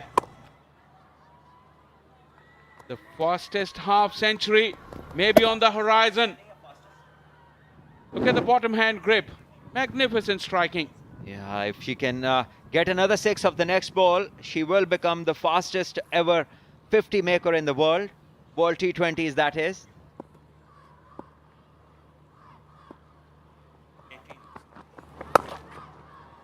Beautifully struck once again. No chance for any fielder. This is brilliant hitting. Another 4 over extra cover. This is the most expensive over of the series. 2 6s, 3 4s. And 24 in total. 19 bowled. It's 207 for 4.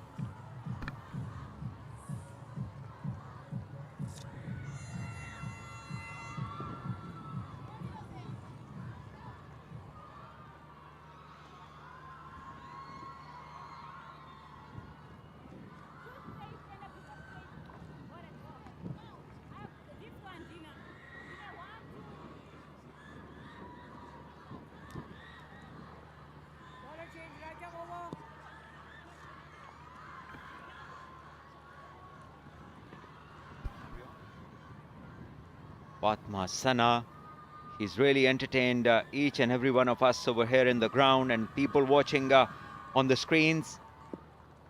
He still has 3 balls to get to that fastest 50 mark. Requires 2 runs only. Saira Jabin, 49 of 31. Could be her maiden 50 if she gets to one. Just requires 1 run. Driven this time, and she'll get a single. And this is 50 for Saira, her first, her maiden one. What a moment for her. Look at that smile and the celebration. The team celebrates for her as well.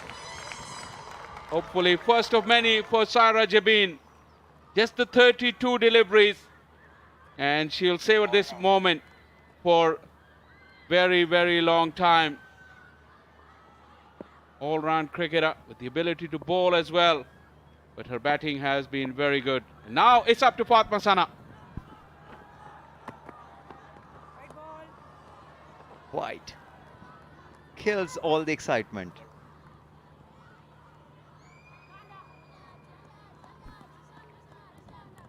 Well, the world record on the horizon. 18 balls is the previous record for the fastest 50 in women's T20I cricket. And she's 48 of 14. The Pakistan skipper. This could be a big moment. Last 5 overs costing Zimbabwe 80 runs.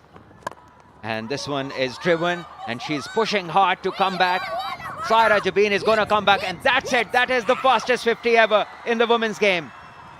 That is a world record for Pakistan. Fatma Sana, big beaming smile.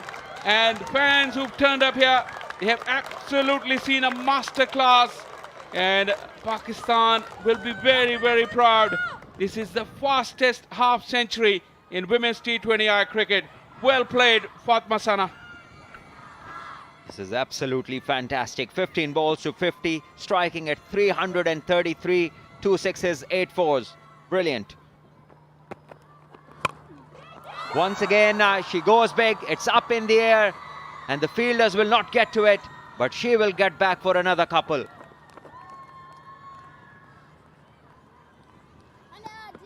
He's just beaten the record of Sophie Devine and Phoebe Litchfield. They both got to their half centuries in 18 deliveries. Richa Ghosh also, so it was a shared record, and now it's all owned by Fatma Sana. The girl from Karachi in her hometown has dazzled everyone. Once again, looking to head down the ground. Once again, she'll get a couple. Good running from this pair. They've been quick between the wickets. This over, quite a bit of running to do. 3 doubles in a row. No boundaries, but they've kept the scoreboard moving along. Fatma Sana bowls quite a lot as well. The fittest women's cricketer in Pakistan, or certainly one of the fittest for sure. Well, this time she finds the middle of the bat, and no chance for the fielder at long off. Clean striking this from Fatma. Another boundary. Well, Ali Riaz can pack her stuff because she won't be needed tonight with the bat. Thanks to this blitz from Fatma Sana. He's hit the ball to every corner of the ground. This time clearing her front leg and clearing that extra cover fielder. 1 to go. This has been another very impressive performance from Pakistan.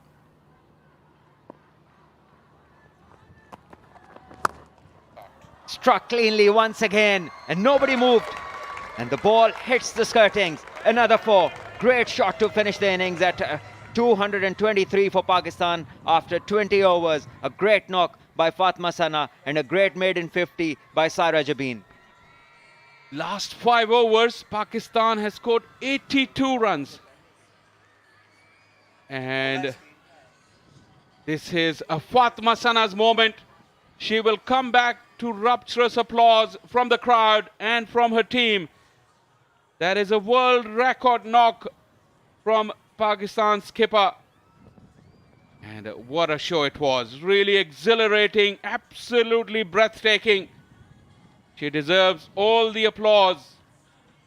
And she will have that smile to greet everybody. That's her feature. We've seen her throughout this series with a big smile on her face. plays her cricket with great confidence. And she's a super girl and a speedy girl as well. Fatma Sana will remember this night for a very long time. Good big smile on Wahab's face as well. Everybody has enjoyed this moment, and I'm pretty sure you will hear more of this innings and this knock for years to come. What a moment. And we've been very, very lucky to have witnessed that here, Salman. Indeed, it's been a brilliant knock, a world record, and just 19 balls for her 62. Amazing knock this, and well supported by Saira Jabin, who just stood as a spectator for most of this time when Fatma Sana was hitting the ball to all parts in the ground. And the rest of the card, Muniba 22, Aisha 45 of 28, Natalia couldn't get much, Iram came in, struck 29 of 20, and then Fatma just rocking at the end, getting the world record, scoring a 50 in 15 balls, the fastest 50 ever in the women's game. Well, Zimbabwe's bowling was at the receiving end again. Sebanda, 49 of just 3 overs. 2 wickets for Lendo Kole for 36. She bowled her 4 overs, 1 for 35 for Biza. She also chipped in with a handy performance, but they were once again let down by many dropped catches and many more opportunities or chances that they couldn't grab on to.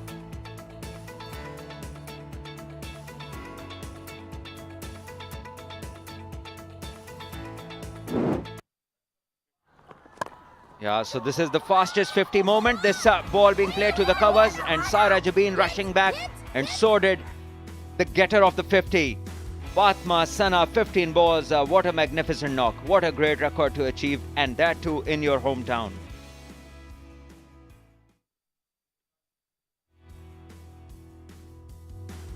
Well, time for us to take a breath, and let's head downstairs where Kainat Imtiaz is there with a flash interview.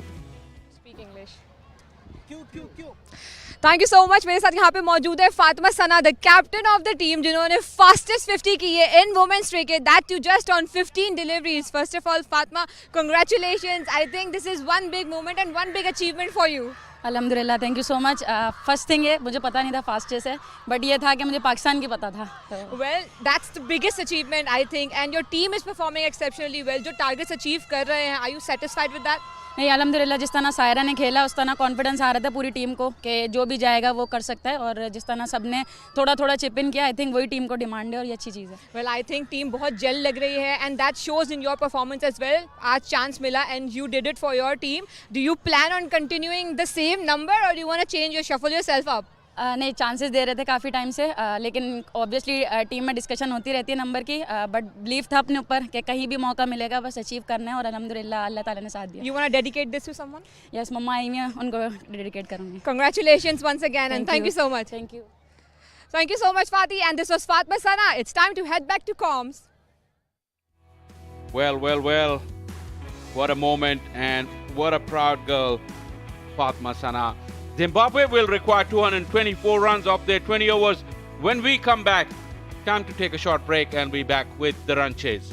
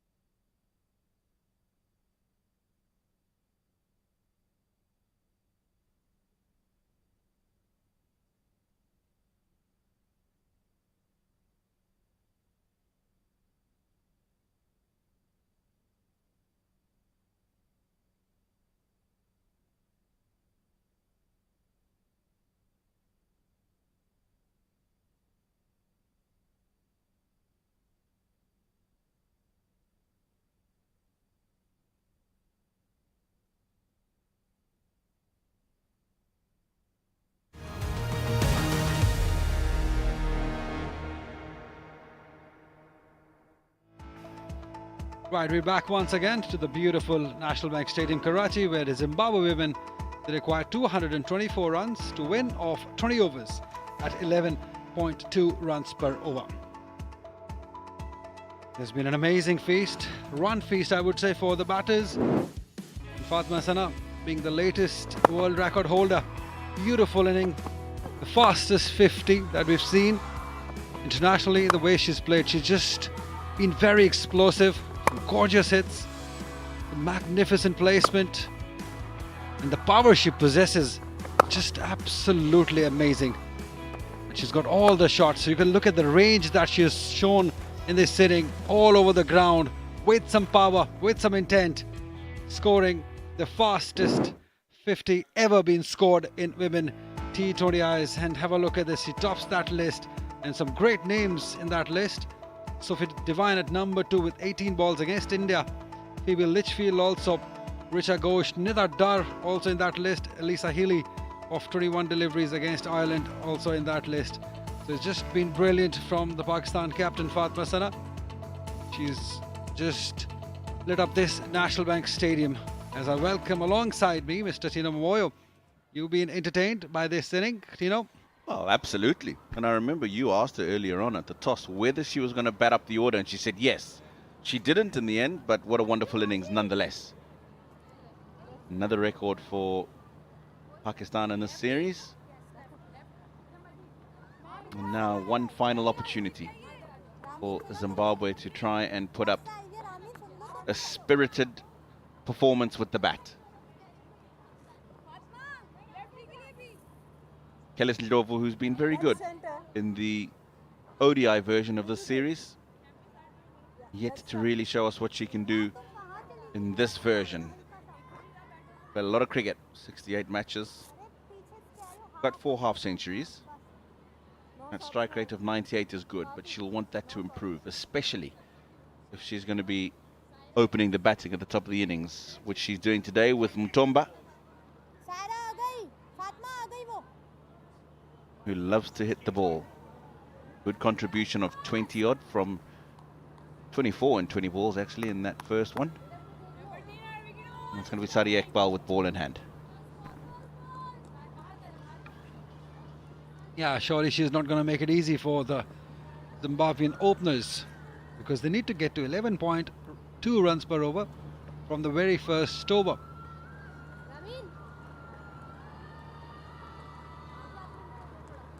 Yeah, we've seen lots of records being scored, been broken in this series. The latest one, as I mentioned earlier, the fastest 50. But it's time for the run chase. That's an impressive start. On the back foot, cuts it, and cuts it for 4. This is what they need, more of it. Intent from Ndlovu first up. And she's quite good square of the wicket in general, but this one she's made sure she's got behind square. Good start.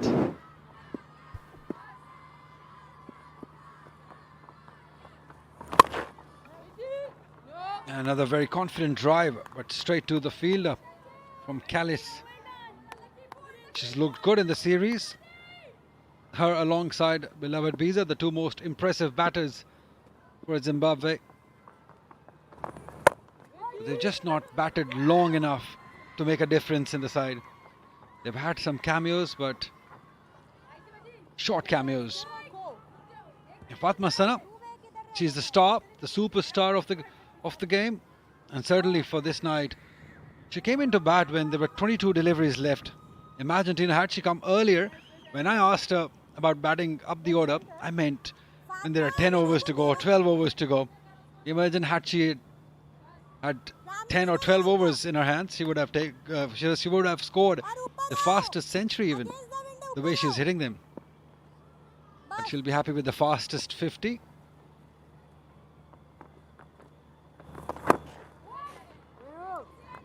It's just the way she hits it. She's got the power. She's got the range also. Lots of shots in her armory.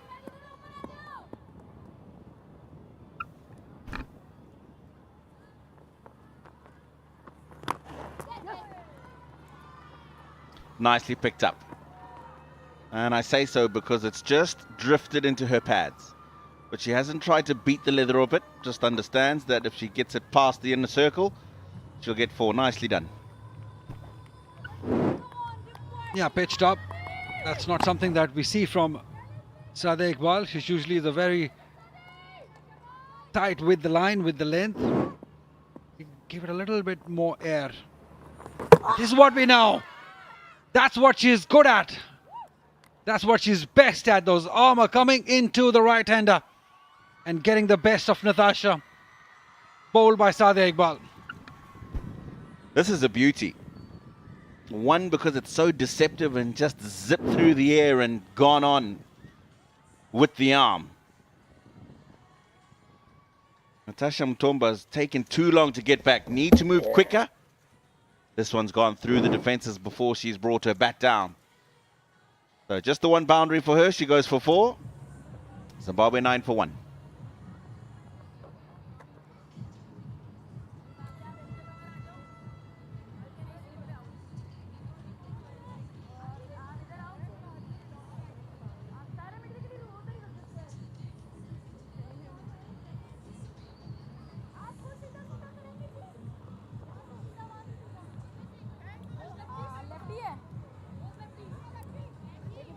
इधर आ जाओ shot में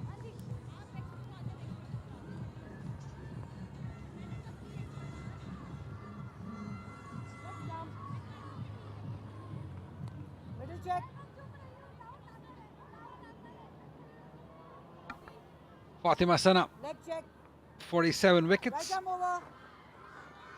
Best of 4 for 26. A night to remember for her. Scored the fastest half century of the world.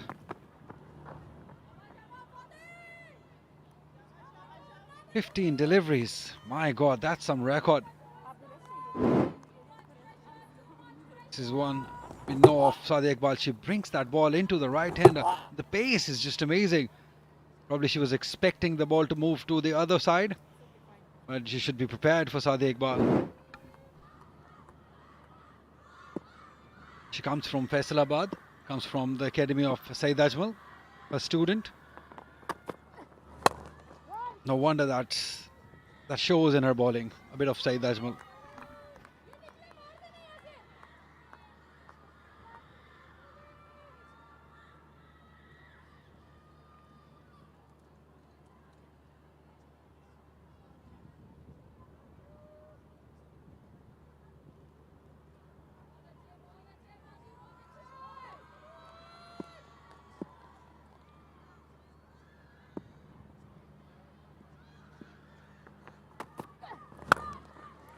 Oh, that's a mighty hit. That's the biggest that a Zimbabwean batter has hit the stoer. It's gone all the way for 6. We've been talking about Kelly's talent. She is showing now.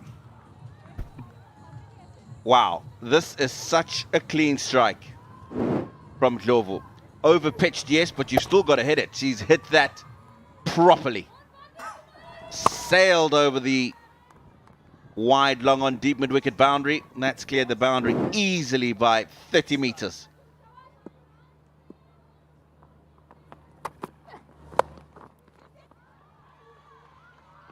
More runs, 4 of them. This is good. Maybe Callis has saved the best for the last. Yeah, she's forced Fatima Sana to pull the length back. It's not all that short, but she still keeps her eye on it and just rolls the wrist and gets it away square for 4. So uncharacteristic in terms of how expensive she's been in her opening over. Fatima Sana, 3 deliveries gone for 10. And then that shot has forced a change in the field. So square leg now on the boundary.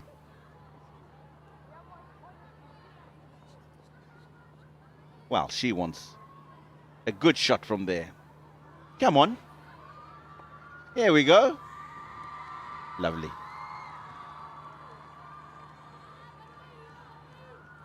She had to carry it out, Tuba Hassan. She had a good view. She was happy there. Right behind the wicketkeeper, the best view you can have.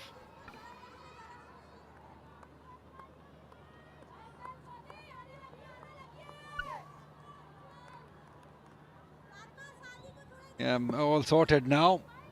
10 runs have come of 3 deliveries from Callis to Fatma Sana.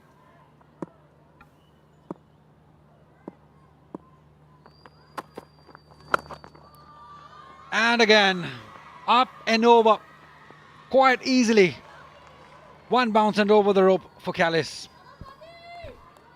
She's gone bouncer this time, but given her width, and she's just flat batted this. And has Kellis Ndlovu, she's in a destructive mode. Just one bounce. She gets 4. So, she's raced away. 19 from 7.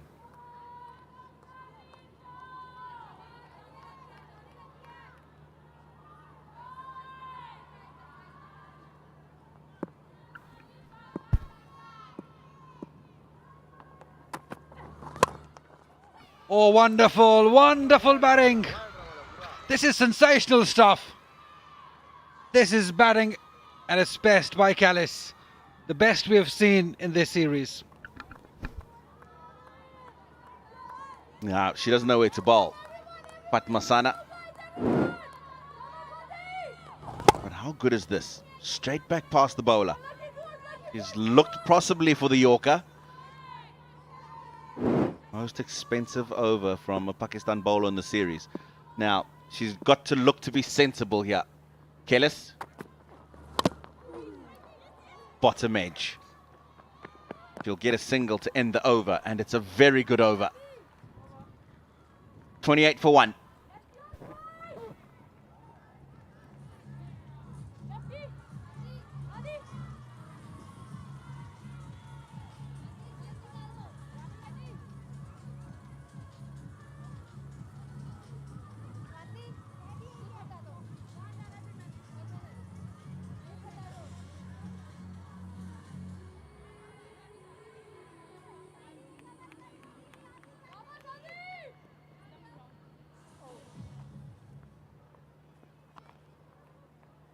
Yeah, Zimbabwe ladies, they're up and off to a very good start. Yes, they've lost 1 wicket, but Callis, she looks in a very good mood.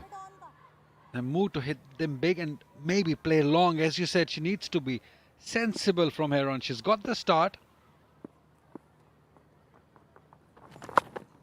Oh, there she's not stopping. There is no stopping her. 1 bounce and over the ropes again for 4. Beautiful batting. Well, this is sensible because it's left arm round, it's angled into her, and there's nobody behind square, so she can afford just to pick it up, and you can see she hasn't tried to force it. Understands exactly where the field is and just continues to feast. Yeah, I get what you said when you say she needs to be sensible. Is just pick and choose. Wait for the delivery. Just don't force the issue. Just stay there and play as long as possible.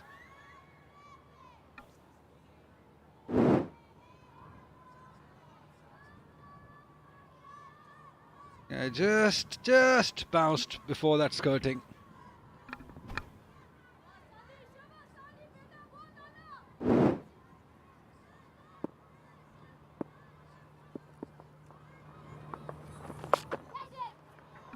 And again, beautifully done, smartly done, sensibly done, for 4. Yeah, she's strong leg side, especially with the crossbat shot on 1 knee, the sweep.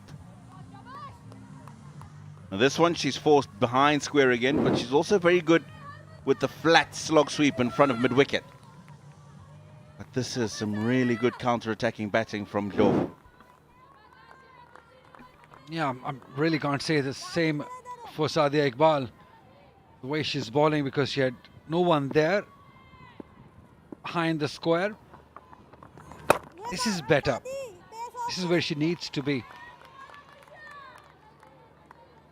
Yeah, this is a good stuff from her. She's moved to 32 of just 12 deliveries. Now that line is better. That doesn't allow killers to easily access leg side. Bowled her. One too many. She had to be smart. She had to be sensible. That's exactly what my fellow commentator Tino said. Just pick and choose. Because Sadia Iqbal is a very smart operator. She won't give you many. Yeah, she's done well here because she's just held this one back. It hasn't gone through as quickly as the previous deliveries. And you can see Kellis has just turned her head. She hasn't kept her eye on the ball through the shot before the ball was there and through the defences. So that's a good comeback. And Kellis Ndlovu, after entertaining, has to go. 32 in just 13 balls. Zimbabwe 36 for 2.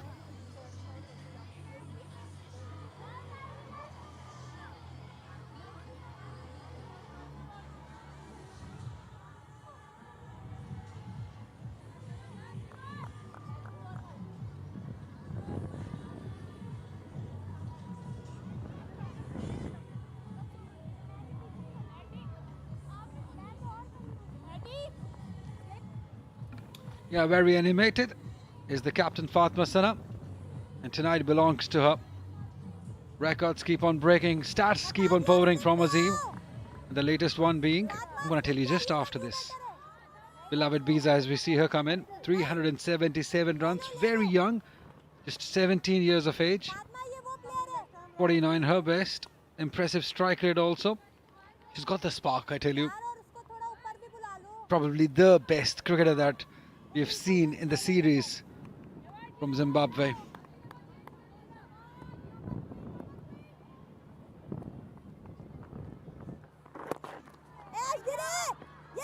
All good fielding. Chance of a run out. I think she's made it back safely. Brilliant fielding. And again, confusion in the middle between a Zimbabwean pair that's batting. Aisha Zafar, the fielder, and we'll take a closer look at this one. Yeah, it was a brilliant effort. And she's made it back.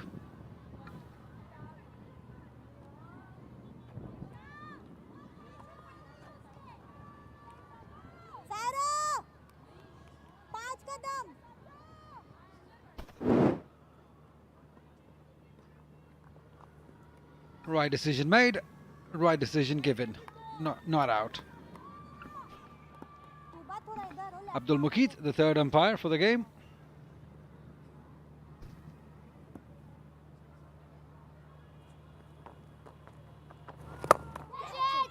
Another opportunity, fielder. She takes it. Alia Riaz with an excellent catch at long off. And it's beloved Biza will have to walk back. Well, she struck it nicely. But unfortunately, she hasn't found the gap. And this is a good catch from Alia Riaz. She had to judge it perfectly because it was dropping on her. Quite a flat hit from Beloved. You can see the disappointment. The option wasn't a bad one. And how's this for a catch? What she did really well was get herself to the ball quickly and make sure that she got the hands underneath it. So Biza goes for naught. Her tour comes to an end. Zimbabwe now 36 for 3.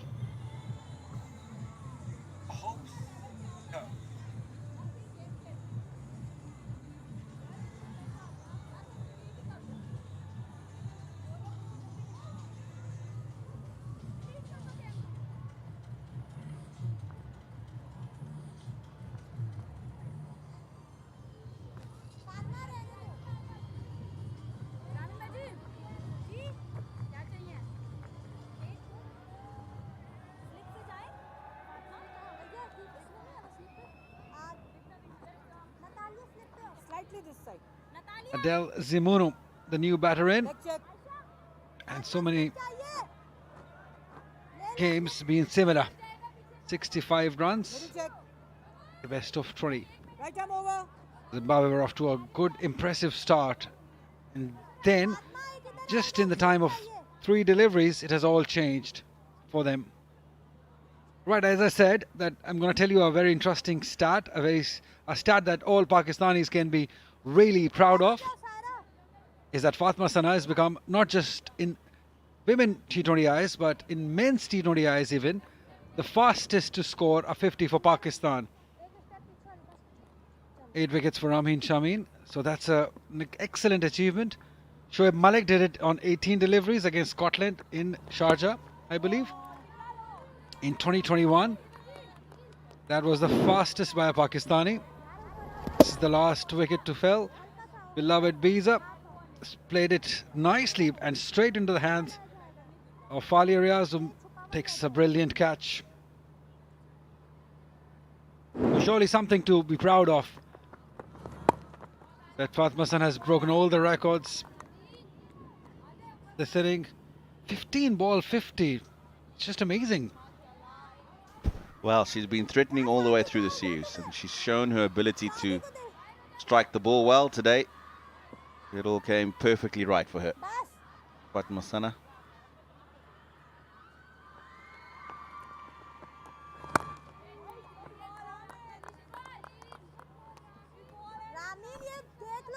Right, it's been such a disappointing tour for Zimbabwe as far as batting is concerned and the fielding is concerned.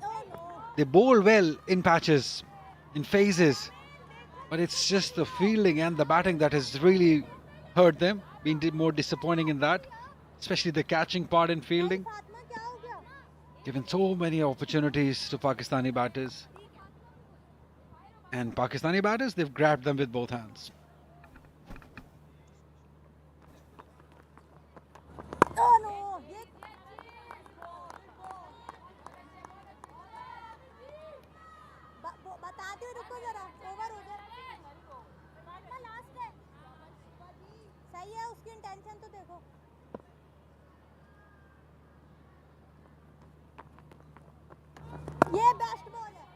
It's a maiden for Rameen Shameen. 4 overs done, 36 for 3.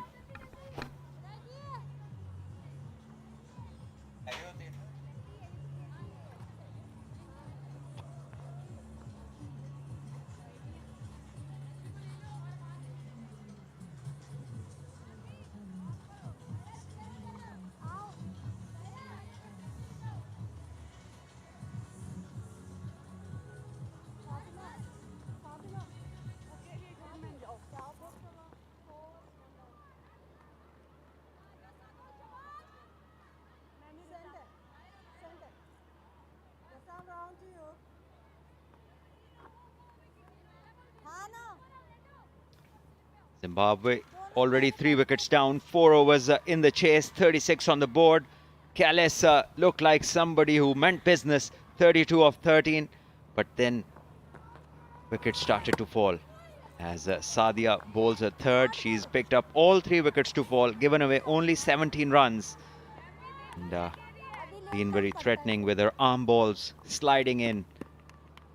And these are the men, the gentlemen who've done a great job with the pitches over here. Good ball.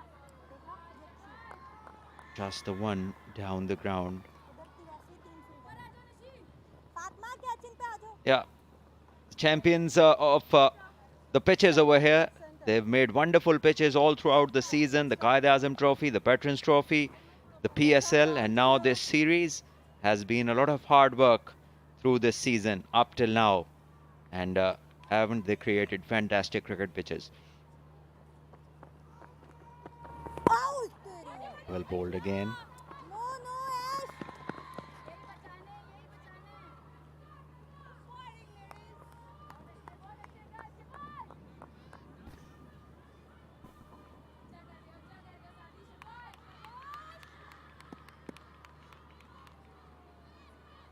Runs of the 3 balls. Once again, that ball just keeps coming back in. The arm balls, and that's her stock delivery. Not many batters really know what she's doing. And once again, Sadia leading from the front. 3 wickets already, bowling as she's supposed to. This is struck firmly, but doesn't get to the fielder who was running towards the ball, looking for a chance to catch. Not to be. Just a single. Zimbabwe really haven't got going in the power plays in the whole series. Once again, well bowled, stump to stump. Brilliant bowling. This over bowled, 5 gone. It's 39 for 3.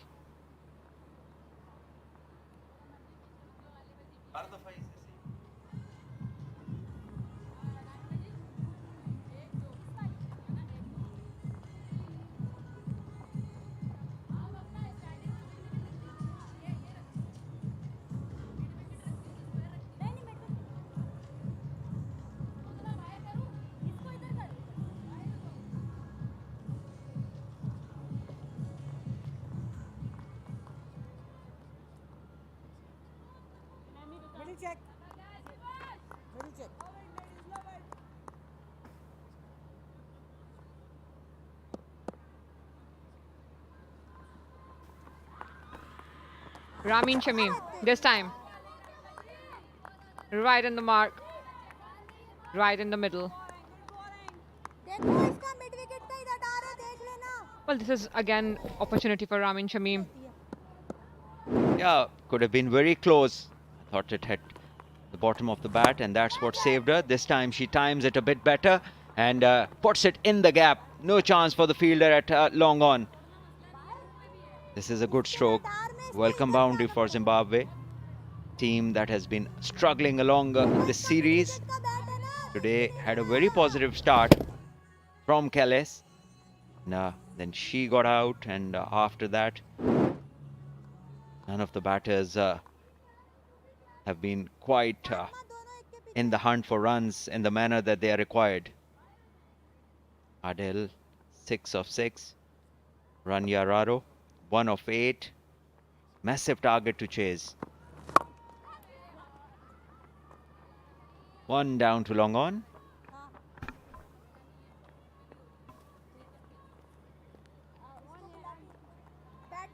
We go tell. Smartphone moment. Change in the field. The square leg drops back. There's a deep mid wicket. There's a shot catching mid wicket, and mid on in the ring now. There's a short cover as well, and Ramin just bowling it a touch slow, enticing the batter to go big.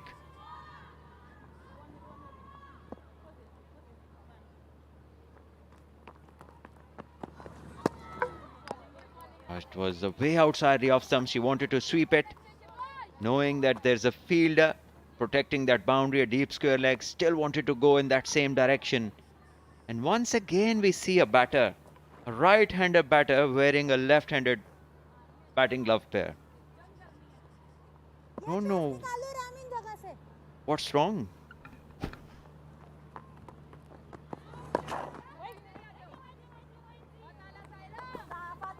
Right towards the fielder. After 6, it's 44 for 3.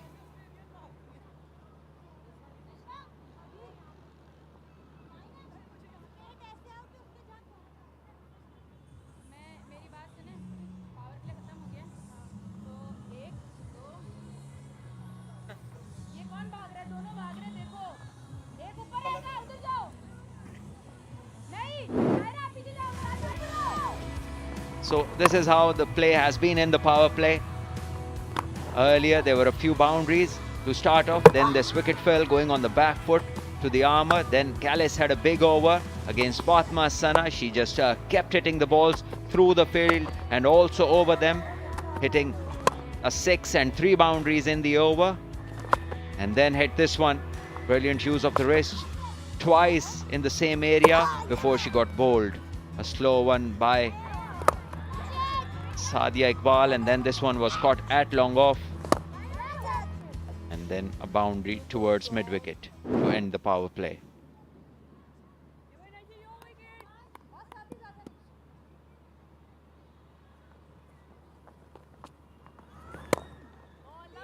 Nashra starts off right on line and length.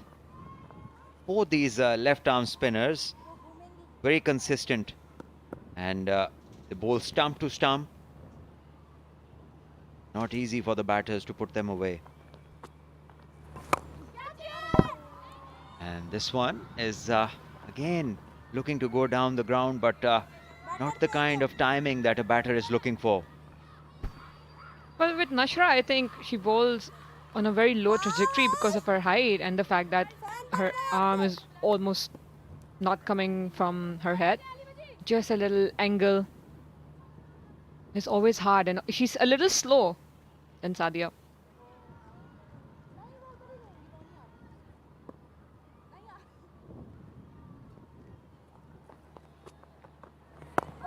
Yeah. Slower, but on target, within the stumps. And the batters will have to create their own positions, have to create their own angles, probably use their feet to make a good position to hit it away. Once again trying to sweep a ball which is way outside the off stump, not succeeding, just a leg by.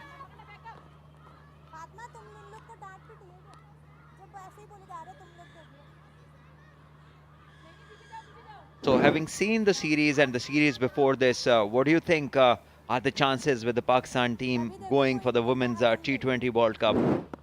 Where do you think the Pakistan team could finish, possibly? Seeing what sort of form they are in, what sort of a tour they've had from South Africa. This was the boundary. Adel, second time now, hitting it over mid-wicket, using the angle created by the bowler Nashra, and takes Zimbabwe to 50 inside the 7th over. Well, choosing the same areas again and again because they're targeting the leg side mostly. There are gaps on the field, of course, a lot of fielders in the circle and on catching.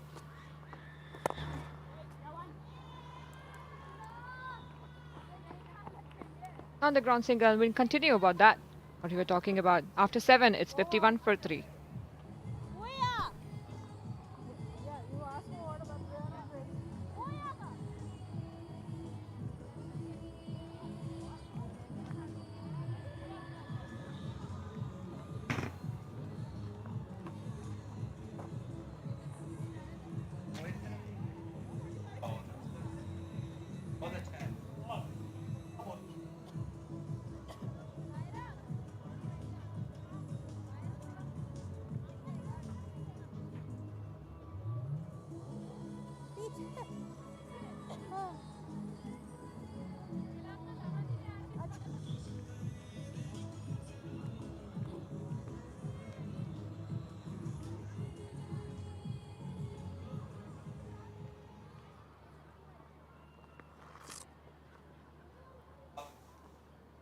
शादी की तरफ हो हल्का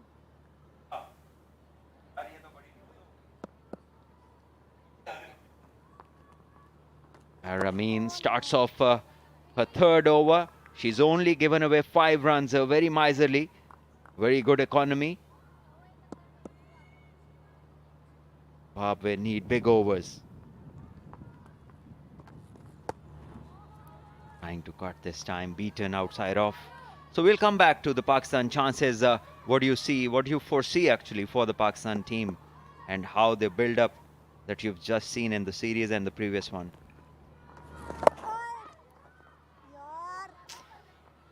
Just the one. Well, by the looks of it, the youngsters are performing well. They have been given opportunity in this series and they are in form as well. The senior players are in form. The bowlers have been bowling with great intent, and Fatma being the captain, she's leading from the front. High chances Pakistan to qualify because I think they have the potential and this is their chance because it's a very young side as well. Energy that I see in them is remarkable.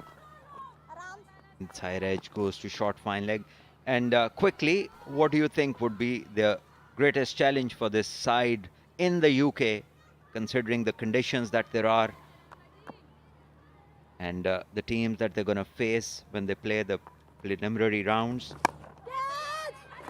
Big hit down the ground, but not timing it, and an easy catch for Alia Riaz. Another one goes down.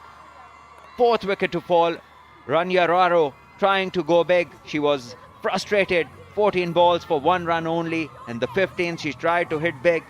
Didn't succeed in timing the ball. And in the end, lobbing an easy catch to Alia Riaz. First wicket for Ramin and 4th for Pakistan. No problems with the front foot. And looking at another angle. Yeah, easy take. No problems.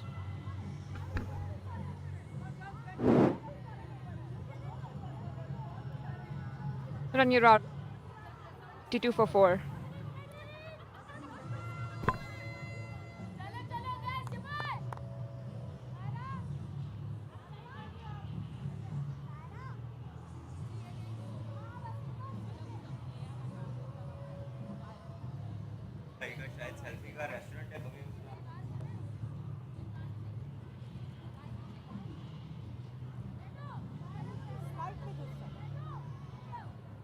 Check. Right arm over, 1 ball to go.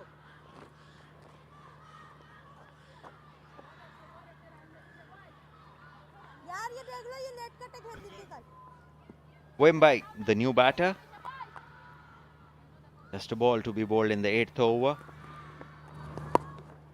This one turned in. Didn't know much about it, the batter. Will be 1 only. 8 over bowled. It's 53 for 4.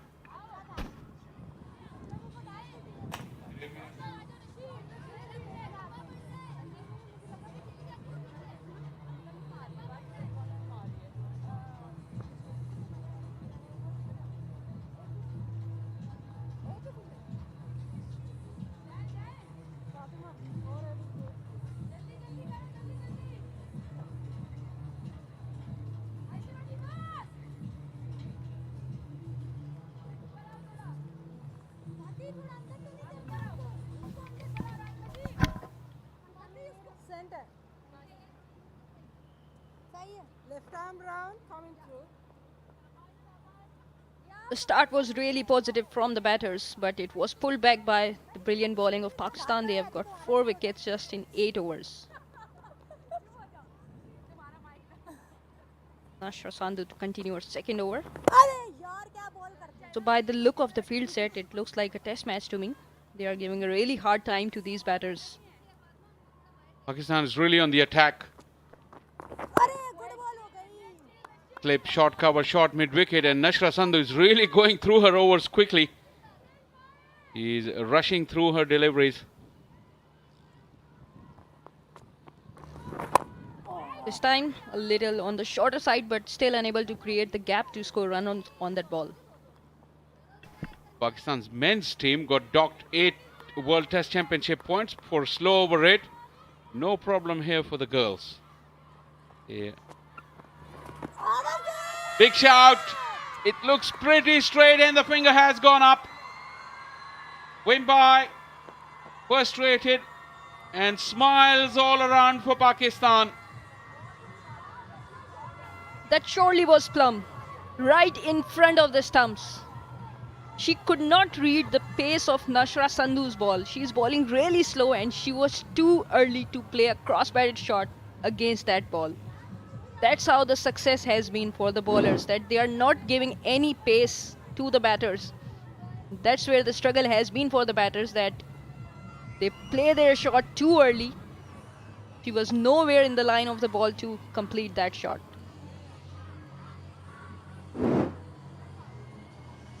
Wimbai gone for 1. Pakistan on top. Zimbabwe 53 for 5.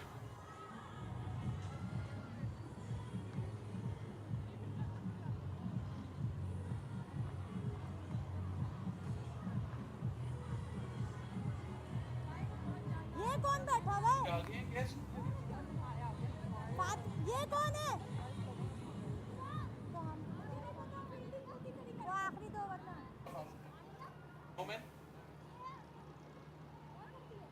ये कल देख लो, कल मुंह का ball सामने उठा के मार रही थी, पहले बता रही हूँ मैं। Left arm round.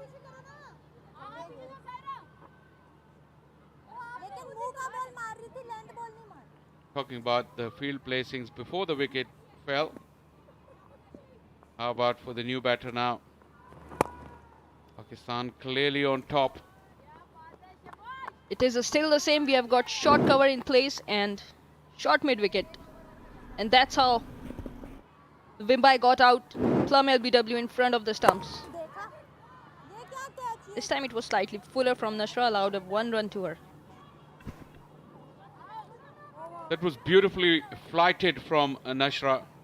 And the batter just could not wait long enough. 9 done, Zimbabwe 54 for 5.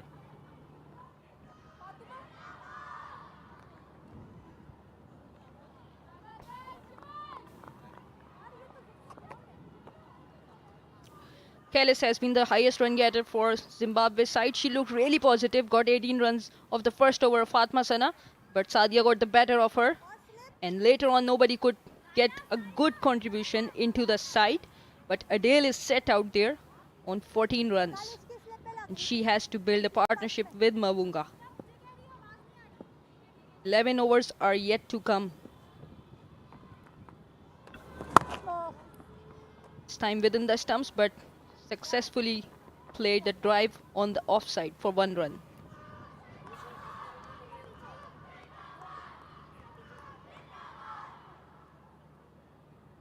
Rivaj, you do need protection against this hot sun. Rivaj SPF Shield moment. Pakistan's leading brand.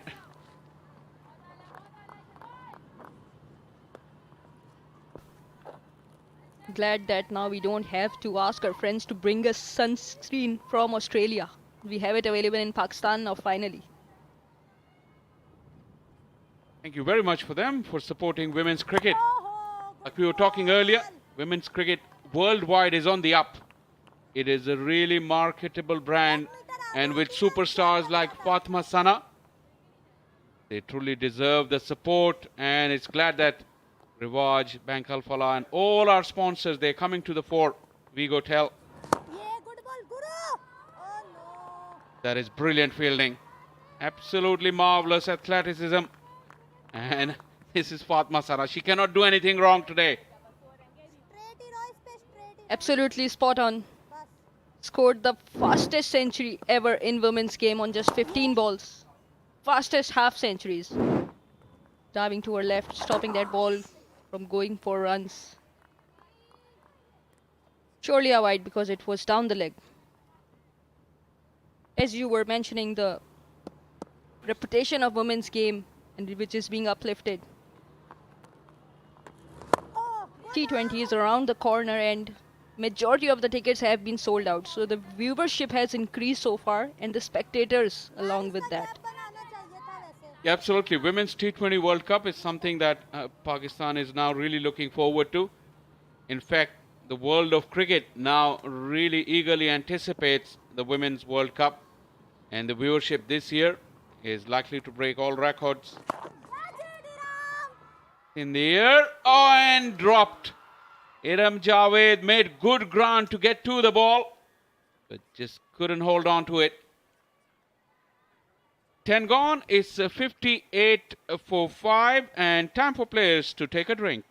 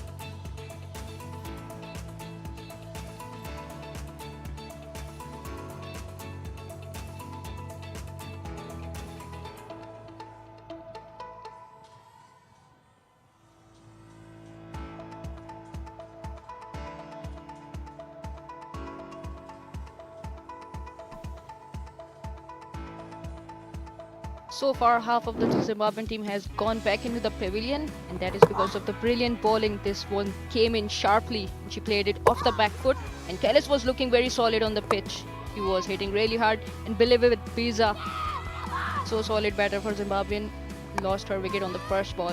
Advances down the ground, wanted to clear the straight fielder, but couldn't do so, and Alia took a good catch. This one straight up in front of the stumps. Wimbai was the one, and Nashra picked this wicket. And Nashra it is who will start from the far end after the drinks break. She's got a slip and a short cover catching on the offside. That's gone through, and it will go to the boundary. Beautifully played by Mavunga. Waited very, very nicely on it. Yes, the slip was in place, the short cover fielder was in place, but the ball was not in the right place. It was pitch short and wonderfully played off the back foot between the two fielders. And I'm sure the fielder is a little bit of guilty of not stopping that ball because it was close to her. That's not a very big gap between that short cover and the fielder at cover. Struck very firmly down the ground, but all the boundary riders are 10 yards, at least 10 yards inside the fence.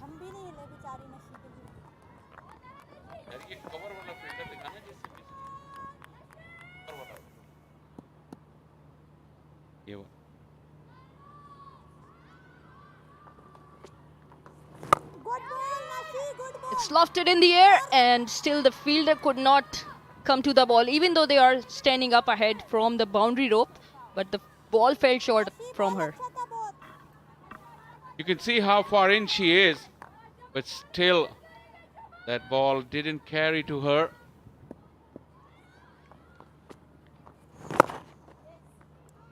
Nashra is really giving the ball here. He's looking to buy wickets. Pakistan has plenty of runs to play with. She's offering so much flight, certainly inviting the batter to play a lofted shot against her or to go hard against her. And they're trying to do so. This time it was on a good length, and a little indolence from the fielder has allowed this run. He really hit it from the middle of the bat. Surprised Nashra, who wasn't moving very quickly towards the ball. It was a little too far away from Fatima. It's in the air. This time it's over the head of Saira Jabin. Really teasing the Zimbabwean batters. The outfielders have come inside. Some balls are not carrying to them, and this time it went over the head of her. I'm sure the assessment about the wind is not right from these fielders. They need to check that which fielder should come. But this has allowed a boundary. So 11 overs have been completed. It's 70 for 5.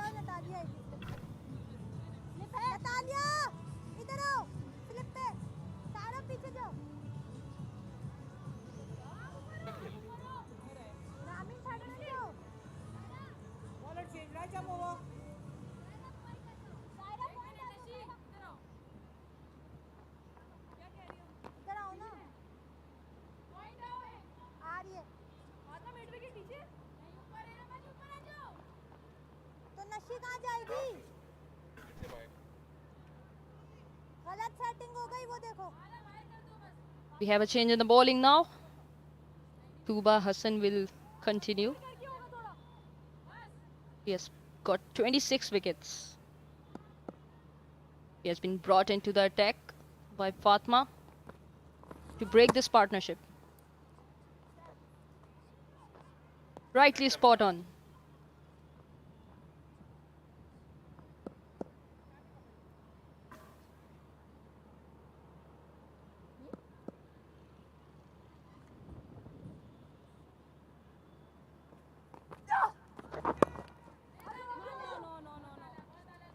Good start from Tuba. I remember when she made her debut a few years ago. She was player of the match on her debut against Sri Lanka. Not too far away from here, the South End Country Club. 2 full this time from Tuba.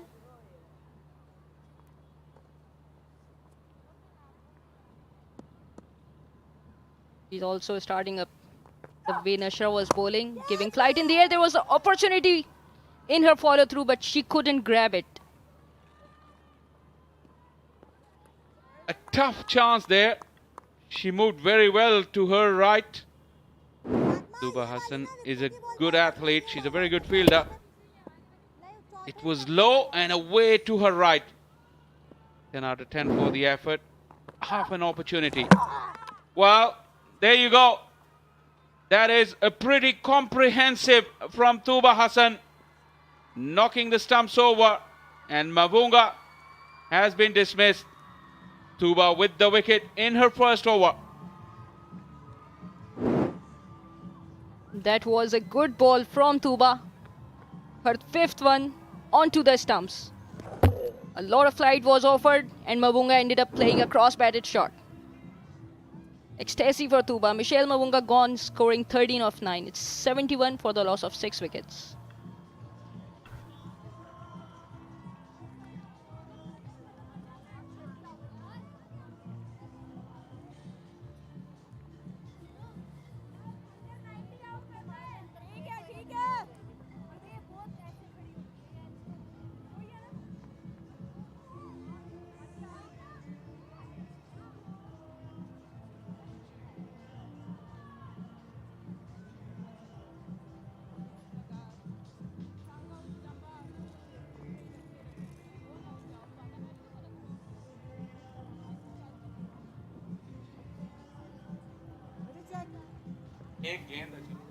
Are we back on?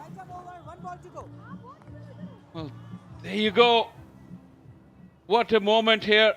First Lady of Pakistan, Asifa Bhutto Zardari.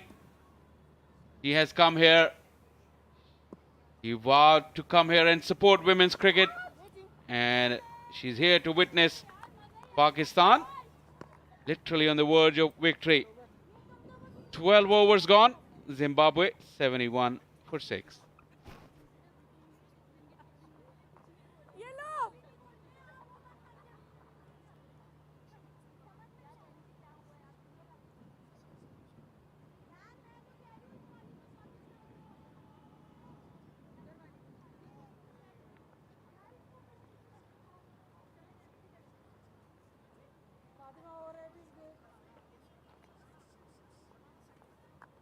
Nasheed trust me इसको इधर से घुमाओ आगे से इस वाले stump इधर से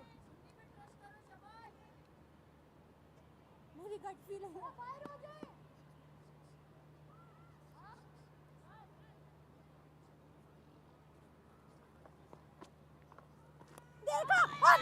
Gone! Beautifully bowled. Nashra with her 2nd wicket. Slower in pace. On target. Great length. And an excellent catch in the slip by Natalia Pervez. What a time to welcome Kainat Imtiaz alongside me.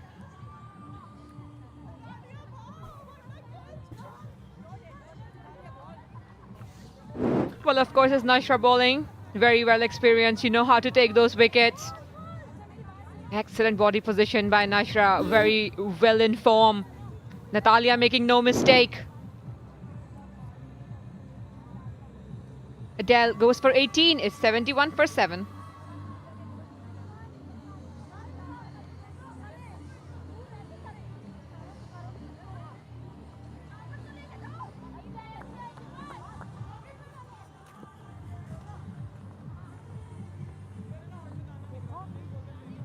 कब से बोल रही थी वो विकेटों का ball अच्छा खेले उसके रडार में आ जाता है ठीक सा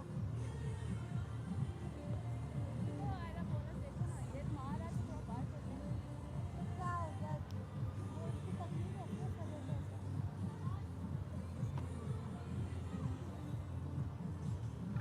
Yeah, 7 down now. 71 on the board for Zimbabwe.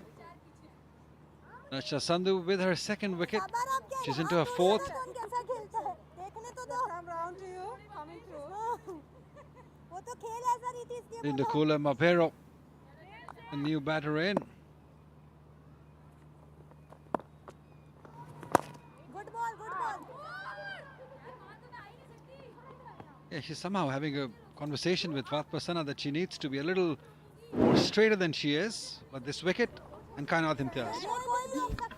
Playing away from the body, thick edge, easy catching. Natalia is a good fielder. As for Bhutto enjoying the game, it's an honor to have her here. Absolutely. It surely is an honor to have her here in the ground, supporting women cricket. There she is. The Mayor of Karachi also with him, with her. Murtaza Wahab.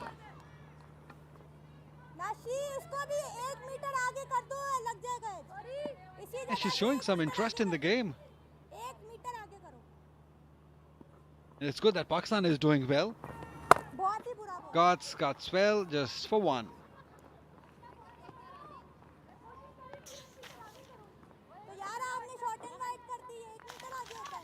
Right, Bank Alphala proudly supports women's cricket, and through its Pehchan current account, it is helping women build their identity and confidence beyond the game. So open your account instantly using bankalphala.com. Another beautiful delivery. End of 13 overs, 73 for 7.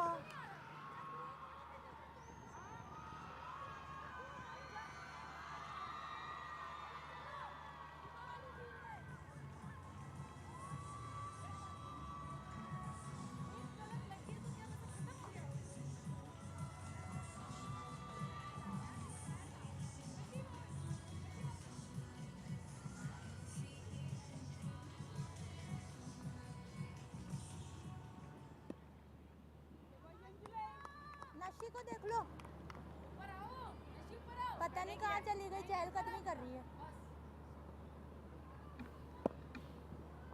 118 for Pakistan at the same stage. 13 overs, 73 for 7. Been such a great series for Pakistan team. Kainat Imtiaz, just go through the series. How do you find the series, the progress of Pakistan team? Just missing the stumps over there, Tuba. But overall, I think it is a great start, of course, with all the confidence that Pakistan side had.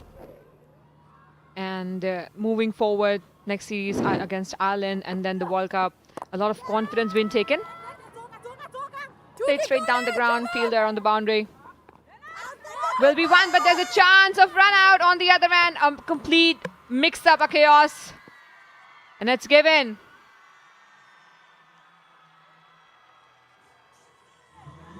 Eight down now for Zimbabwe.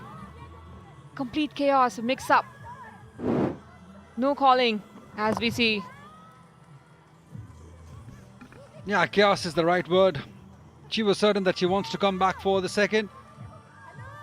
Kudzai was never interested. She never wanted that second run. Yeah, she enjoys it. She loves it. Because Pakistan has taken the 8th wicket.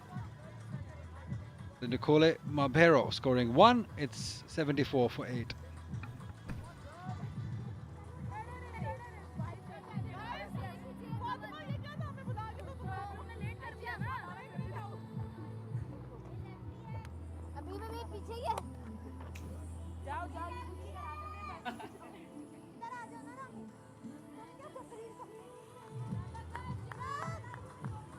The captain, Nomvelo Sibanda, in at number 10.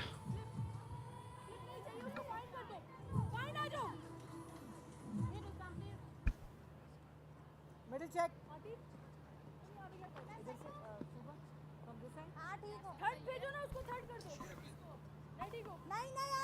63 matches, just 49 runs. Well, she likes to stay on the crease. Still got a couple of overs left.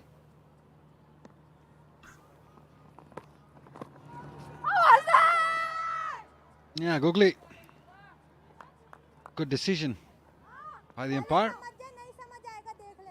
Salima Imtiaz. Yeah, pitched outside the leg stump.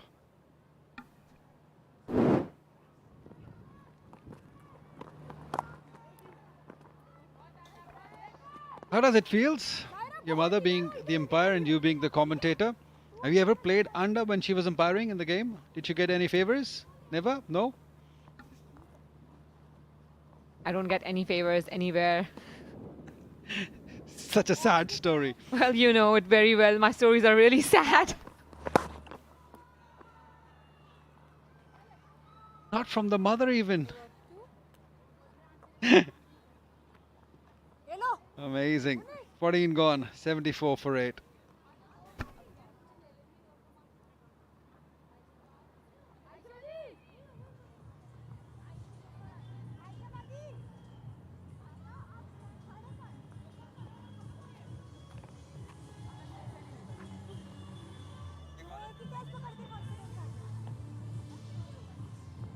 Yeah, lots of important people are here in the ground. Yeah, of course, we know of her, Miss Asifa Bhutto Zardari, First Lady. There's Mayor Karachi also with her on the right. Yeah, there he is on the left.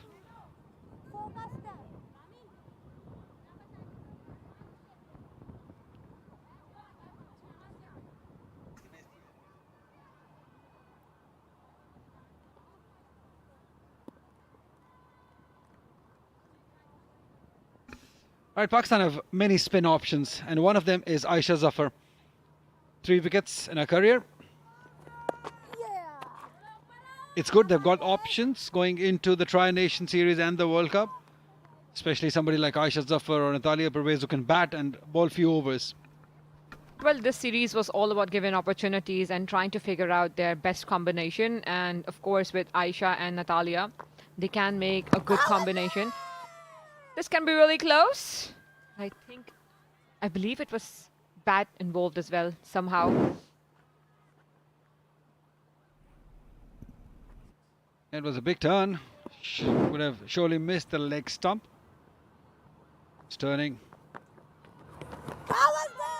The impact outside the off stump this time. So Kudzai, she's trying her best to score some boundaries, to finish this tour on high. Score as many runs as possible. That should be the priority for her.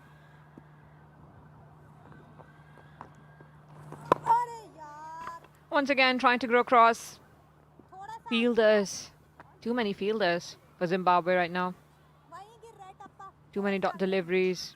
Could say she's still trying her best.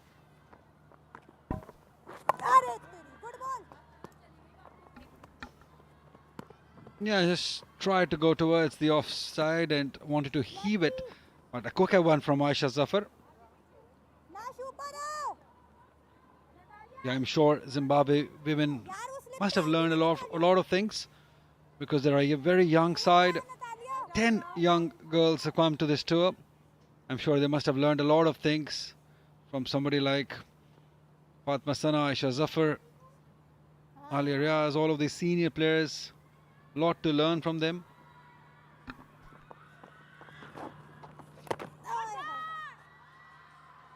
Yeah, very smart bowling. Come to the end of 15. 75 for 8 it is.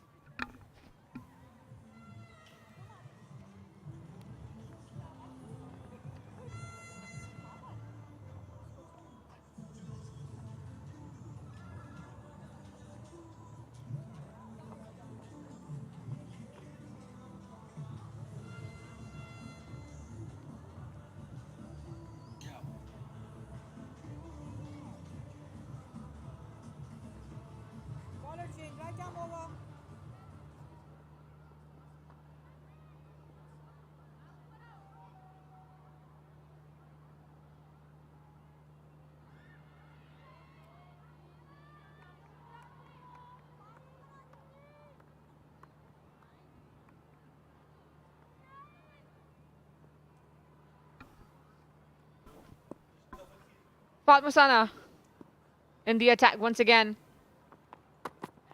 This has her chance to bowl those variations that she'll be needing in the series coming ahead of her.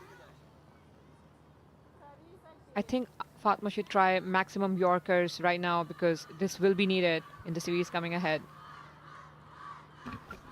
Yeah, not just a series, a very important series. Right before the World Cup, we have a Tri-Nation in Ireland. against Ireland and West Indies, and then the 2 warm-up games, and then the World Cup starts. And I got a feeling the way Pakistan team has progressed, one good day, and you just never know.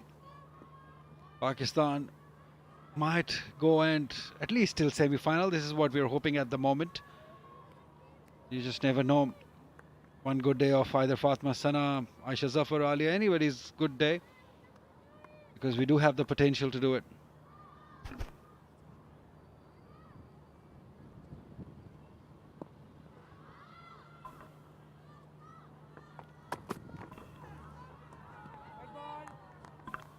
We'll try a couple of variations in the over, Fatima. The pitches matter a lot when you're bowling those bouncers. I mean, if there is a little bit of skittiness or a bouncy track, this can be really dangerous because Fatma bowls with a good intent and a good pace as well.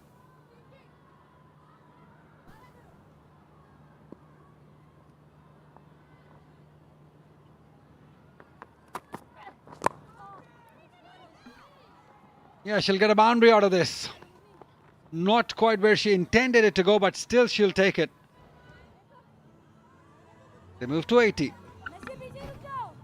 Probably not where Fatma intended as well. Just a little on middle and leg rather than being on the offside in the block hole where it's harder to play for the batter.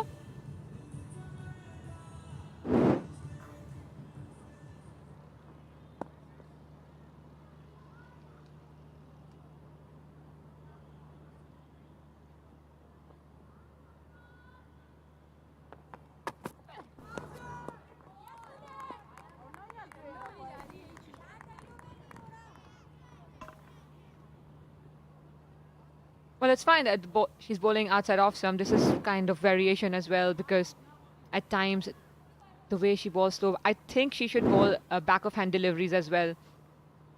Because international pressure is something different and you have to try all those deliveries to get the confidence moving forward.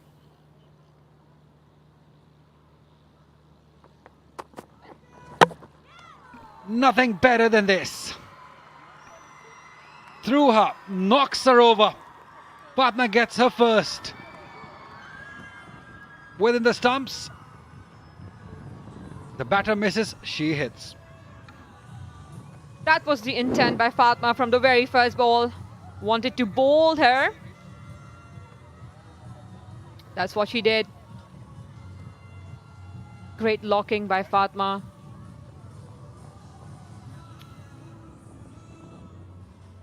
Strong and steady.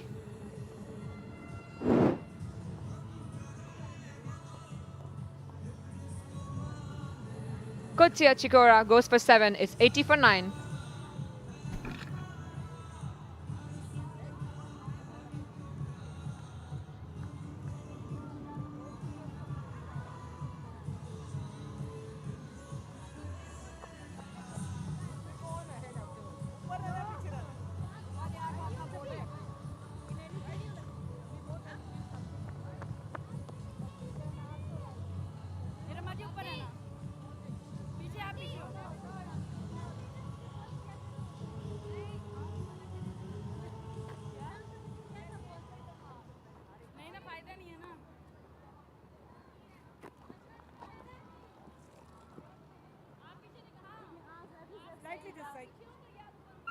Middle check. Right arm over, 1 ball to go. So it's just 1 wicket that remains then for Pakistan. So Linda Chare on debut, who walks out last for Zimbabwe. Captain Fatma Sana. Oh, that is a good delivery. It's full, it's straight. She cannot believe that's not been given out. The umpire signals 4, and that's obviously the reason why. 84 for 9.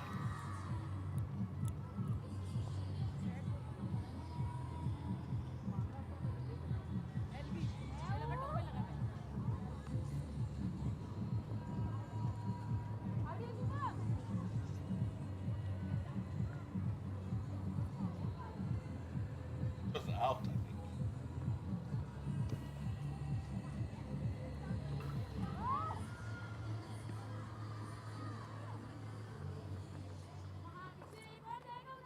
That surely was a close call on the very last ball of Fatma Sana's over. It went for 4 runs.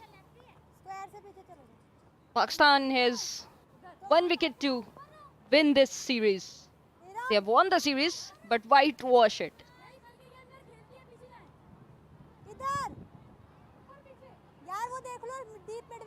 That's the captain, Sibanda, who's been stubborn all the way through this tournament when she's had an opportunity with the bat. Well, there's turn there. There's a lot of turn there. We've not seen that much turn, I don't think, in the last few evenings. Absolutely, we have seen all the bowlers trying to turn it away, and this is what happened on the last ball of Fatma Sana's over.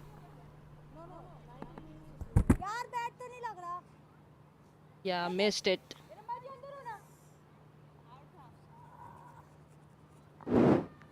Disbelief on the face of the captain. And I think Olinda got away with one there.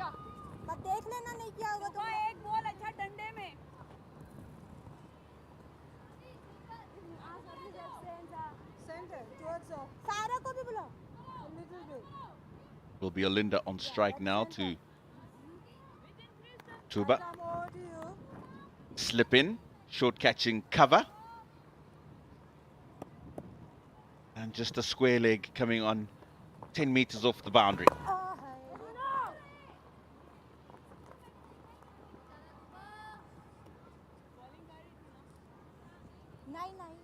She's getting the turn. She can afford to bowl from that line. Want the batter to offer a shot from the leg side and then spin it away.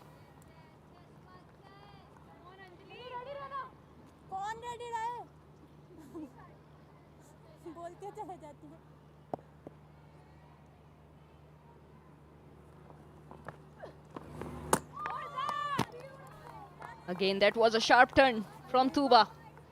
Brilliant bowling this is from her. She's keeping it tight, consistent, and producing that turn.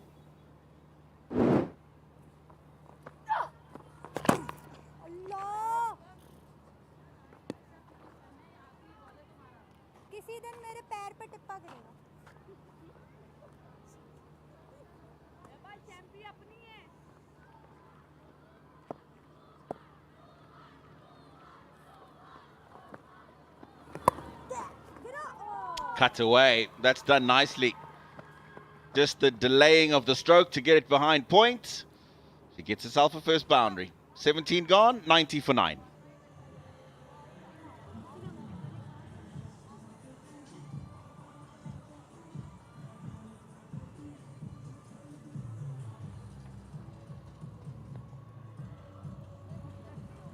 Pakistan have come up against a relatively inexperienced Zimbabwean side, and obviously the positives are there to see. What areas do you think they would want to work on looking forward to the Island Tour and then the World Cup after that?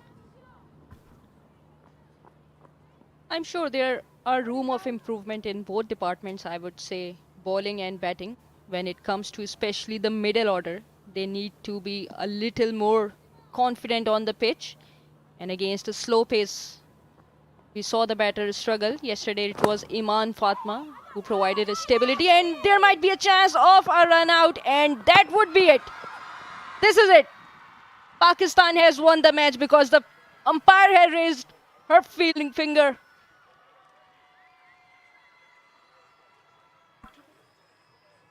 Well, mayhem once again in the middle between a Zimbabwean batting pair. The captain wanted the single, her partner didn't. She's tried to get back, but it's good alertness in the field. It was Alia Riaz, I think, who picked up the ball, got it to the keeper quickly. And that should be the final wicket of the Zimbabwean innings. They seem convinced that the run out has been affected. And confirmation that it has. So it's another convincing victory for Pakistan women in this Women's T20 International Series. And this was how that final wicket went. She's hit it straight to mid-off. She wants the run. Don't think there ever was an opportunity for a single there. Good work from Nalia Riaz. The throw could have been better, but she's affected the run out nonetheless. And Pakistan win this third and final T20 international by 133 runs. They also take the series 3-0. Comprehensive win this is for Pakistan. They were brilliant in all the departments. Bowling, batting, fielding. All the players have contributed really well. From opener to middle order to the lower order. And we have seen the fastest 50 in this match by the captain Fatma Sana. Yeah, the crowd came out today. They were entertained. That man will go away today and reflect on what has been a very positive one-day international and T20 international series for his side. They will go away and assess where they're at, look forward to the tour to Ireland ahead of that Women's World Cup. Still plenty to work on, yes. But when they look back at these last couple of weeks, there is certainly a lot of positives to draw back from. Absolutely, there are more positives because we saw great bowling display from the bowlers, the captain including herself, the spinners, Nashra Sandhu, Tuba Hassan, and the part-timers making their contribution, making it vital that they can be useful when the big series come ahead of it. Yeah, from a Zimbabwean point of view, spare a thought for them. Lots still to learn in all the cricket that comes up, but this is how the run chase went. Kelis Ndlovu was out the blocks with a bang. 32 in just 13 balls. You're scoring at 250 plus. Unfortunately, apart from her and Adele Zimunu's 18 from 25 balls, there wasn't much else to speak of in that Zimbabwean batting lineup. All out for 90. Pakistan were really brilliant with their bowlers. Sadia got 3 wickets, the highlight of this card. In her 3-over spell, Fatma got 1, Ramin got 1, Nashra got 2, and Tuba got 1 wicket. They bowled out Zimbabwe on just 90 runs in 17.1 overs. It looked like Kelis Ndlovu was wanting to chase down this total very quickly. That was first ball of the innings. And she was out the blocks. Opening partner just got the 1 boundary, and then she got a beautiful delivery to dismiss her. And then it was the Kelis Ndlovu cameo show. Really did take on Fatma Sana. Got a couple of really good boundaries. Struck the ball well, picked her areas very well. Showed her strength leg side to the spinner until this happened. Just 1 shot too many. And her defenses breached. The other batter that Zimbabwe was looking to, beloved Biza, she went without troubling the scorers today. Once they had lost those 2, it was always going to be tough going for the Zimbabweans. Absolutely a very difficult outing for all of them. But they have a lot of learning from this series.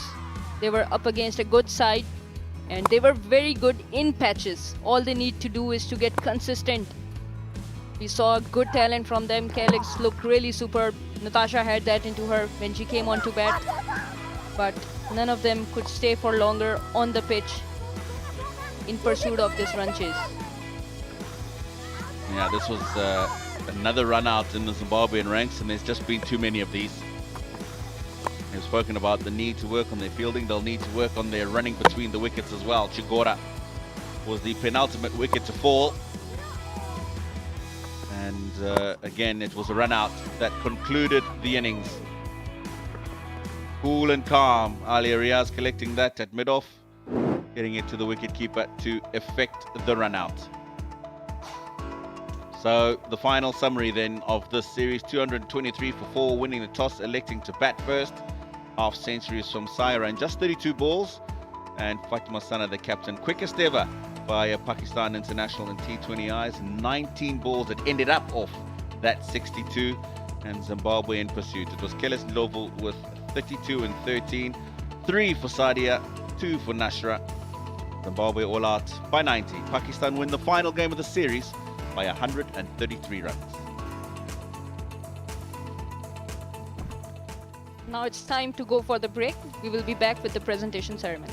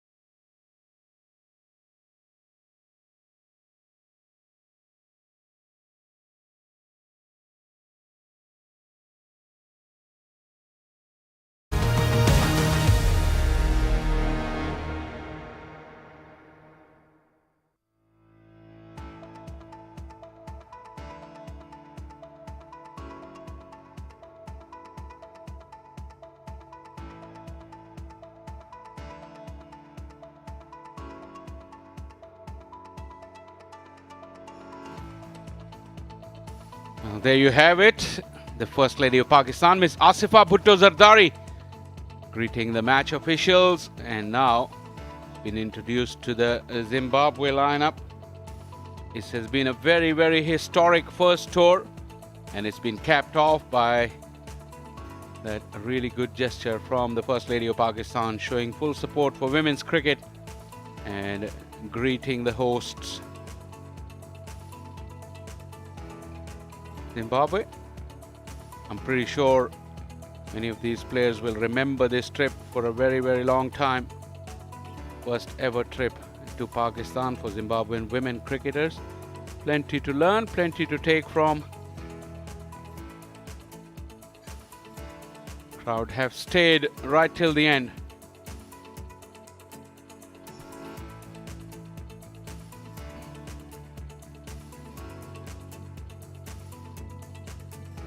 That man who's seen plenty in Zimbabwe cricket has got a task on his hands, but he's used to these tasks and he has done it in the past.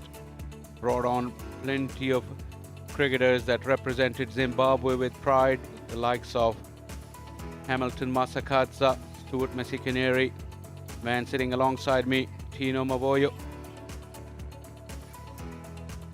I said it was a tough tour, but the learnings are there for everyone to see, and it's only the start of a long journey for Zimbabwean women cricket in this ICC Women's World Championship and beyond. Absolutely. As you say, so much still for them to learn.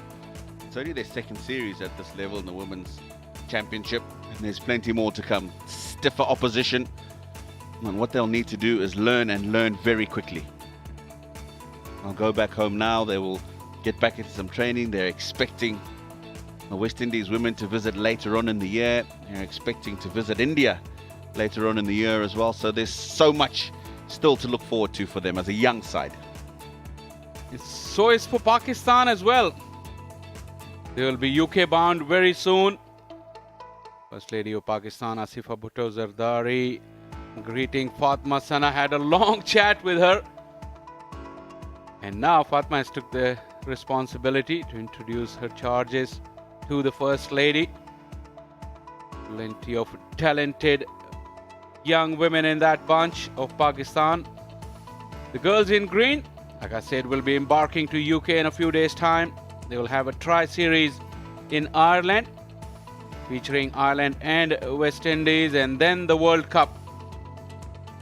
And as we were mentioning earlier, there will be a lot of eyeballs on that World Cup. Probably it will be the most viewed Women's World Cup ever. And that is Iman Fatma, who couldn't play today. Injured her finger in the warm-ups. Big beaming smiles from everyone there. Asifa Bhutto Zardari carries so much of that persona of her late mother, Shahid Benazir Bhutto, an iconic figure in the history of Pakistan politics.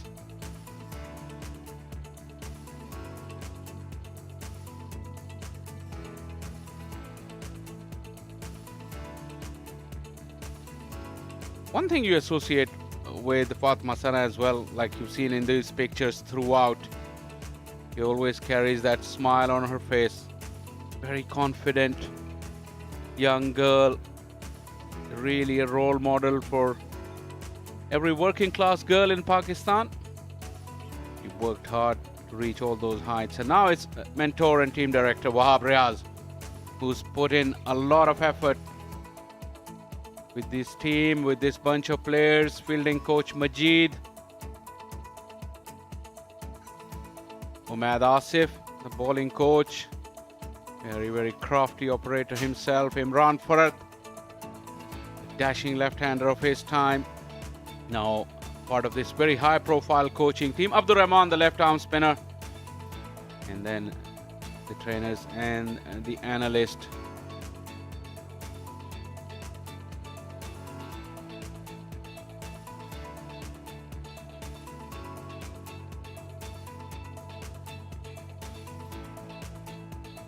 women's cricket worldwide is on the up, and in Pakistan as well. PCB is really making an concerted effort. We see some talent hunt schemes that were run in the beginning of the month, well, started from late April and into the month of May, all over Pakistan, looking for young and raw talent. So PCB and its CEO Sumair Sayed, along with Chairman Mohsin Naqvi, they're really putting great effort in promoting women cricket and finding new talent.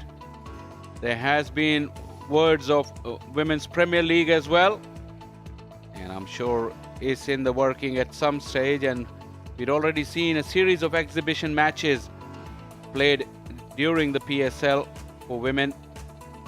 The Women's Premier League might not be too far off the agenda of Pakistan Cricket Board.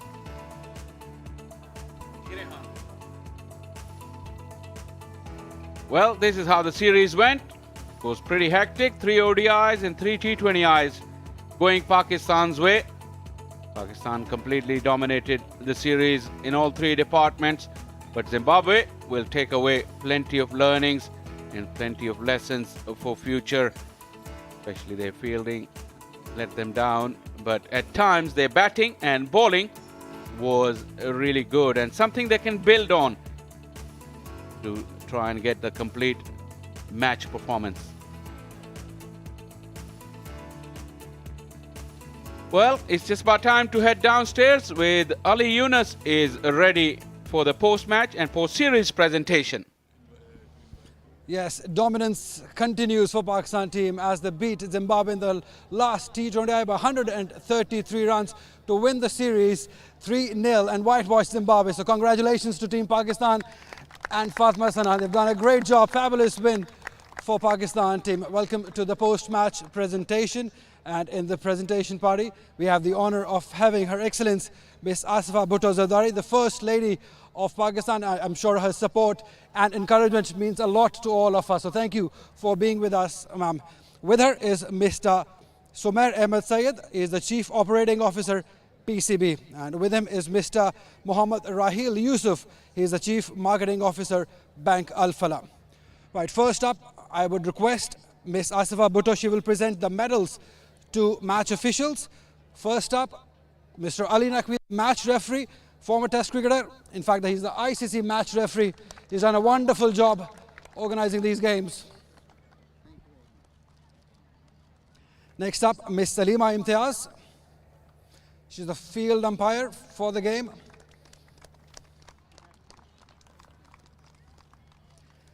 Miss Nimali, the field umpire from Sri Lanka. She's been brilliant throughout the series.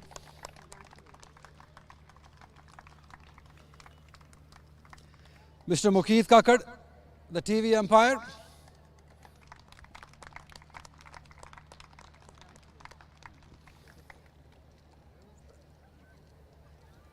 Mr. Nasir Hussain, the 4th umpire for the final game.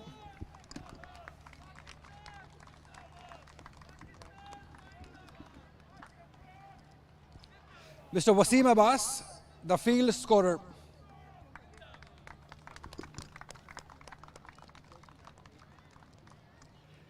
Mr. Muhammad Ahsan is the press scorer for the game.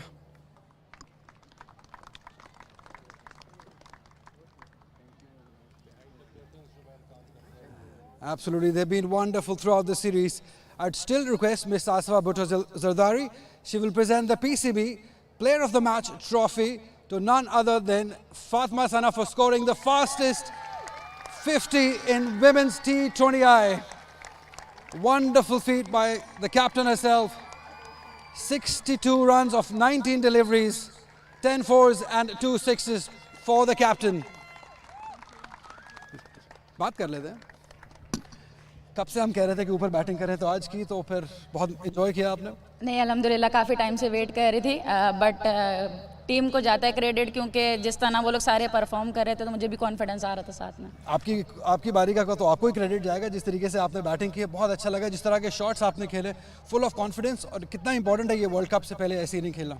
नहीं बिल्कुल, world cup से पहले इस तरह की अगर performance हो तो एज इंडिविजुअल प्लेयर बूस्ट मिल जाता है और यही सबसे अच्छी चीज़ है वर्ल्ड कप में जाने से पहले. चलिए बाकी बात एज अ कैप्टन करें. Thank you very much Fatima Sana. the player of the match for scoring the fastest 50 of women T20Is. Wonderful inning. Now I would request Mr. Raheel Yusuf from Bank Alfala. He will present the Bank Alfala Player of the Series trophy and cash award of PKR 300,000 to Aisha Zafar. She scored the fastest T20 151 runs in the series with 1 wicket.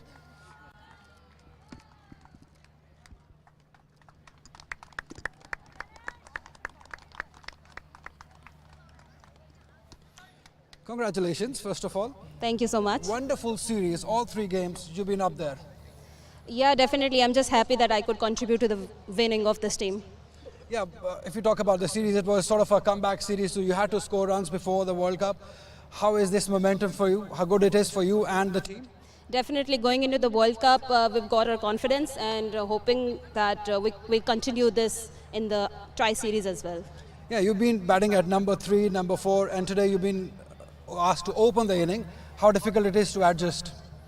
I think T20 is a format where you could go anywhere, and I think I'm glad that the team management has put this trust in me. So I'm happy to bat anywhere. Right, thank you very much, and congratulations for this week. Thank you.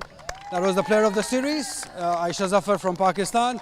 Now time to talk to the losing captain first for Zimbabwe, Nomvelo Sibanda.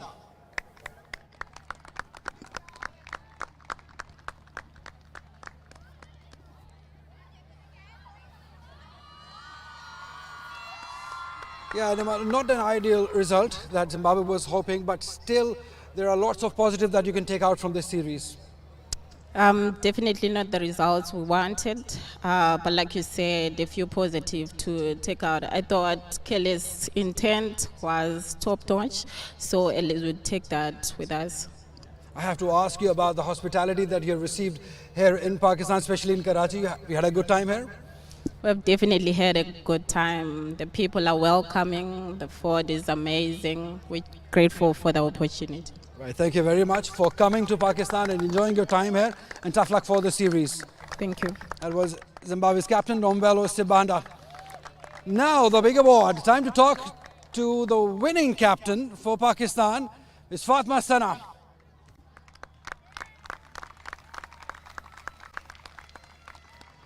Right, as a captain now, all set for the Tri-Nation and the World Cup? Alhamdulillah, all credit goes to our team and the management, the way they guys trusted us, and that's what we want in the team, and the team environment is best in our team. Yeah, what do you think is the best thing about this team, the way this team has dominated in the series? How happy are you, and what do you think is the best part of the team?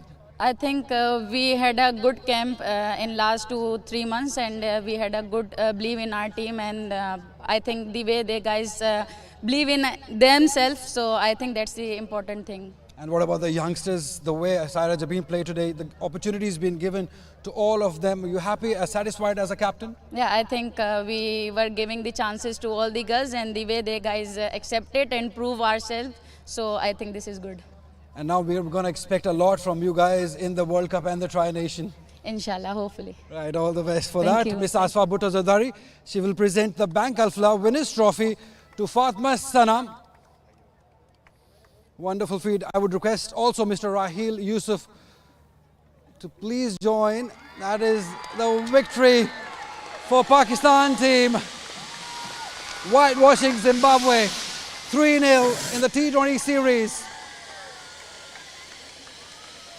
Yeah, now I would request all the team. The team can join for the group photo also. They've done such a hard work.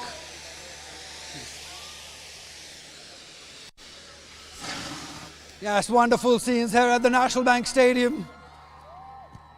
All smiles. They thoroughly deserve these applauds. Wonderful team effort. Congratulations to the management also for working so hard. And now they've been rewarded with this back-to-back series win for Pakistan team. Thank you very much, everyone. Back to you guys in the commentary box. Thank you very much, Ali. Great scenes indeed here at the National Bank Stadium. Pakistan jubilant in celebration, and they will be getting ready for the next test as they will be embarking to UK. I've still got alongside me Tino Mavoyo. How was your first experience of covering this historic tour, Tino, and what are the takeaways from this? Well, what a lovely experience, and I'll echo the sentiments of the Zimbabwean captain. The people here are lovely. I've had an absolutely beautiful time. The food is great, and on top of that, I thought the Pakistan team played some outstanding cricket all the way throughout the series. So a lot of work for the Zimbabwean side, young, spirited, and we look forward to helping them progress forward as a young team. But for this Pakistan women's team, congratulations to them and all the best going forward to their tour in Ireland, the World Cup in England after that. And look forward to coming back to Pakistan again sometime. Thank you very much, Tino. It was an absolute pleasure having you over, and also the Zimbabwean team. A historic tour that has finished with those jubilant scenes here. I hope you've enjoyed our broadcast. We certainly enjoyed bringing it to you, and it was an absolute pleasure. On behalf of all my colleagues and production team, just about time to say goodbye to you from National Bank Stadium. Until next time, it's goodbye and good night.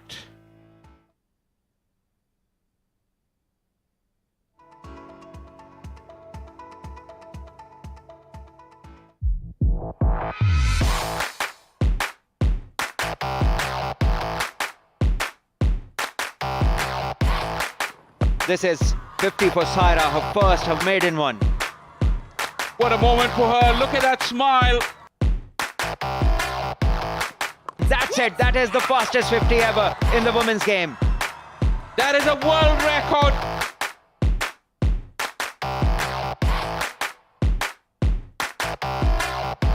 That's what she's good at.